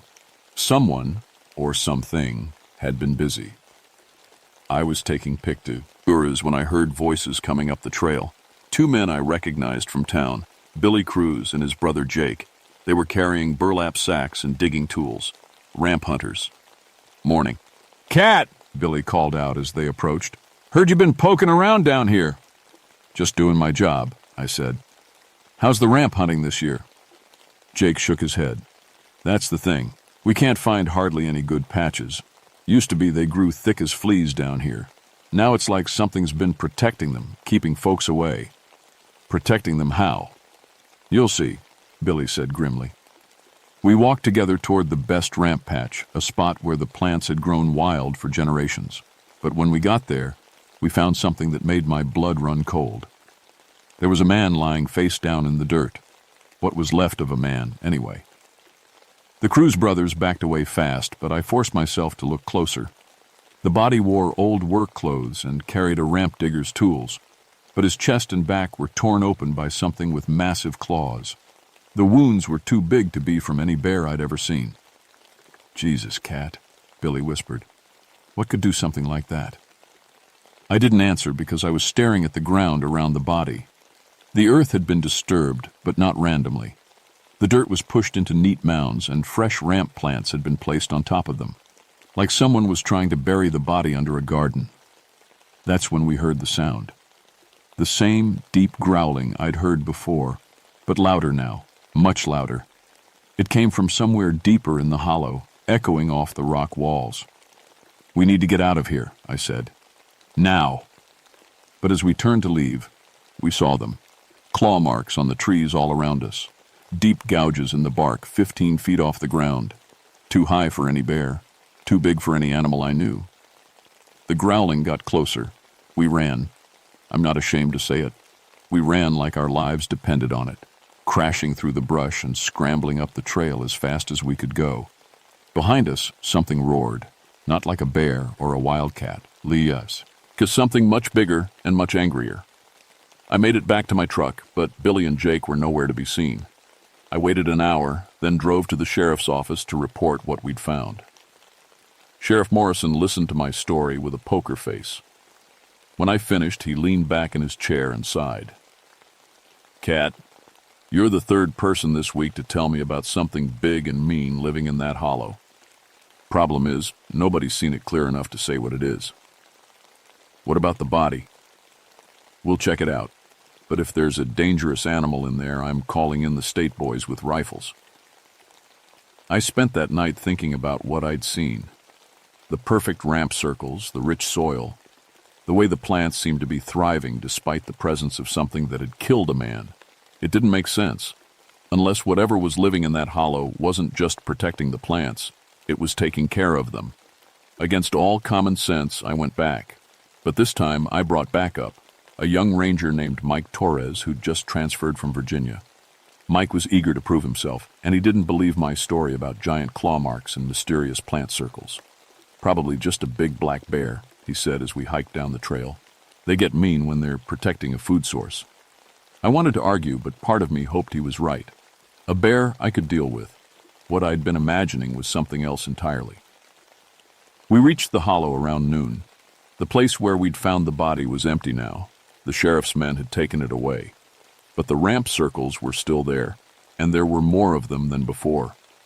Mike whistled low. Okay, that's weird.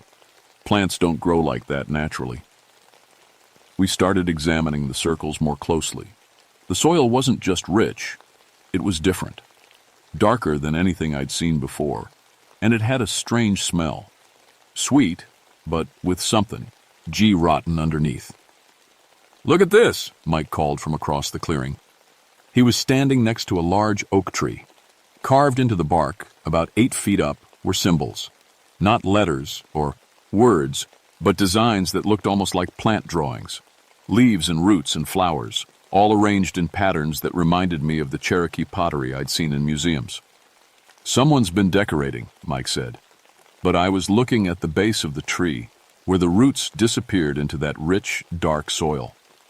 And I was starting to understand something that made my skin crawl. "Mike," I said quietly, "I don't think this is regular dirt." "What do you mean?" Before I could answer, we heard rustling in the woods behind us. Something big moving through the trees, but trying to be quiet about it. Mike pulled out his radio, but got only static. We were too deep in the hollow for the signal to reach out. "Let's head back," I said. But as we turned toward the trail, we saw something that stopped us cold. Standing between us and the path out was the biggest creature I'd ever seen. It looked like a bear, but wrong. Too tall, too wide. Its fur was black and thick, but underneath I could see muscles moving like cables. Its head was massive, with small, intelligent eyes that watched us with purpose. "Don't move," I whispered to Mike. The creature stood on its hind legs and reached up to one of the oak trees. Its claws, each one as long as my hand, carved new symbols into the bark. Fresh sap ran down like blood. Then it looked right at us and made a sound I'll never forget. Not a roar or a growl, but something almost like speech. Low and rumbling, but with a rhythm to it, like it was trying to tell us something. Mike grabbed for his gun, but I caught his arm. "Don't," I said. "It hasn't hurt us yet."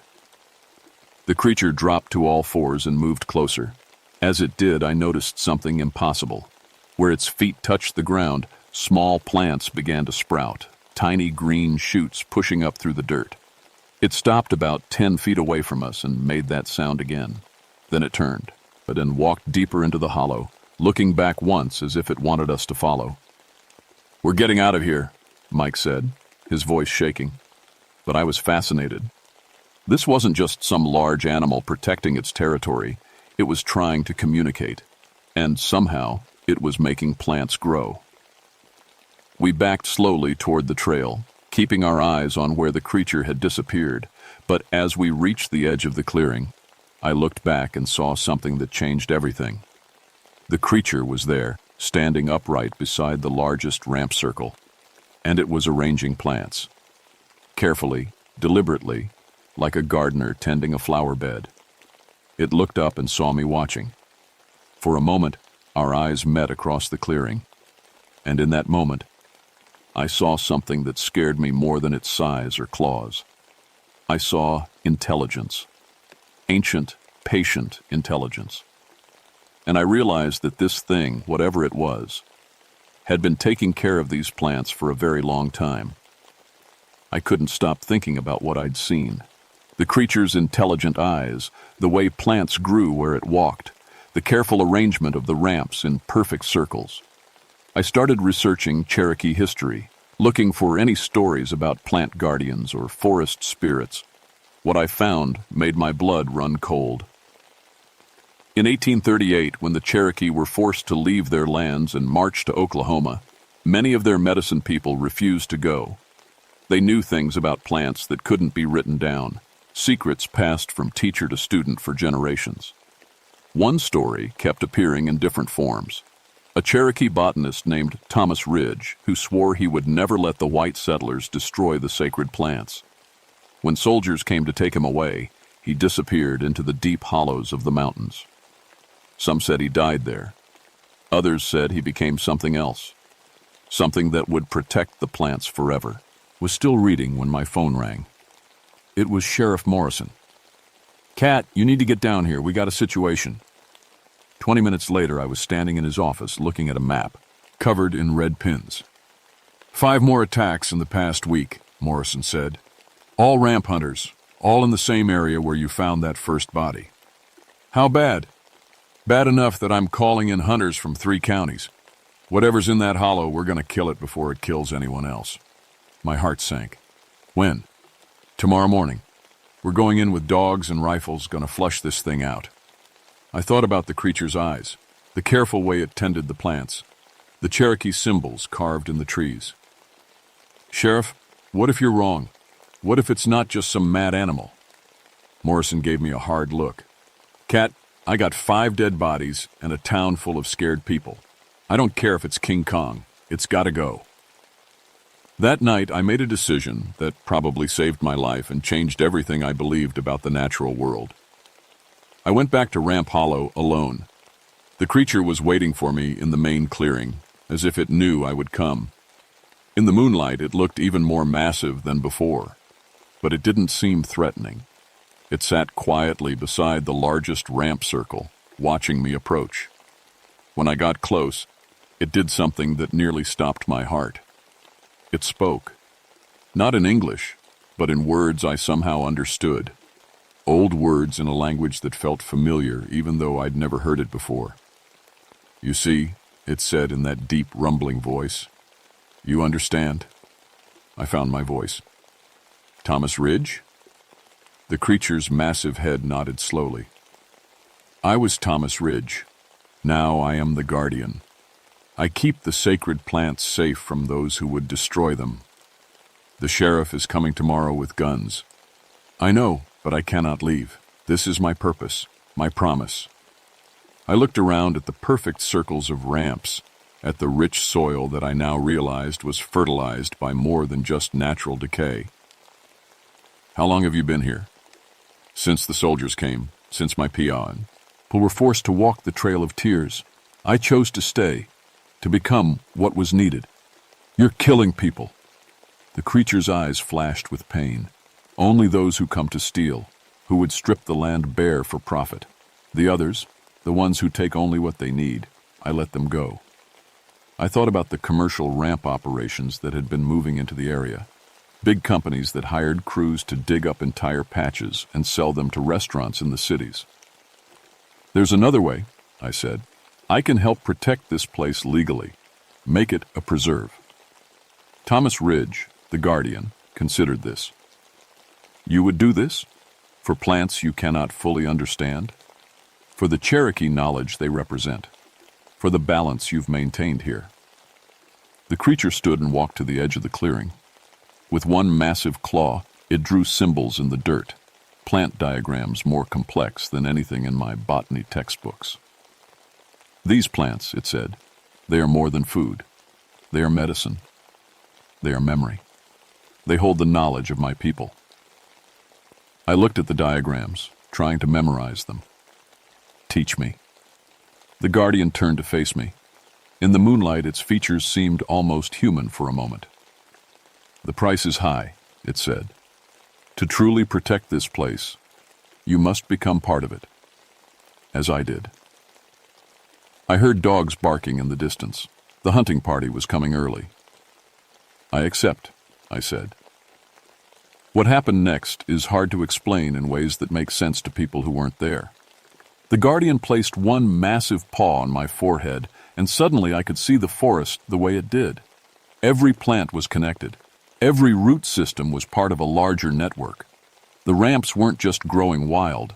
They were part of an ancient agricultural system that the Cherokee had maintained for centuries. I could feel the pain of every plant that had been carelessly harvested, the slow death of the soil when the balance was disrupted. And I understood why Thomas Ridge had chosen to become something other than human to protect it. The knowledge flowed into me like water into a dry riverbed. Not just plant names and uses, but deeper understanding. The Cherokee way of seeing the forest as a living community instead of just a collection of resources. When it was over, I was different. Not physically changed like Thomas Ridge, but connected to the hollow in ways I couldn't explain. I could feel when plants were healthy or sick. I could sense when someone entered the area with harmful intentions. The hunting party arrived at dawn, but they found nothing except an empty clearing and some unusual ramp circles.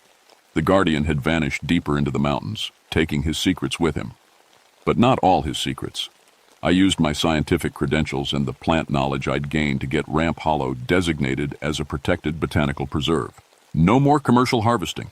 No more strip mining the ancient plant communities. The official report said that habitat protection was necessary to preserve rare Appalachian plant species. I never mentioned Thomas Ridge or the Cherokee medicine knowledge hidden in the soil. That was 10 years ago. I still work as a forest ranger, but now I split my time between regular duties and maintaining the preserve. The ramp circles are still there, though most people who see them assume they're just an unusual natural formation. Sometimes, late at night when I'm checking on the hollow, I catch glimpses of movement in the deep woods. A shadow too large to be a bear, too purposeful to be coincidence. Thomas Ridge is still out there, still guarding the sacred plants, and I'm still learning from the knowledge he shared with me that night. People ask me sometimes if I ever get scared working alone in the deep forest. I tell them no, but that's not entirely true. I'm not scared of what lives in these woods.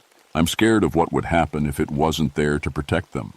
Some gardens are tended by guardians older to our civilization, and some promises are kept long after the people who made them have been forgotten by history. The Cherokee knew this.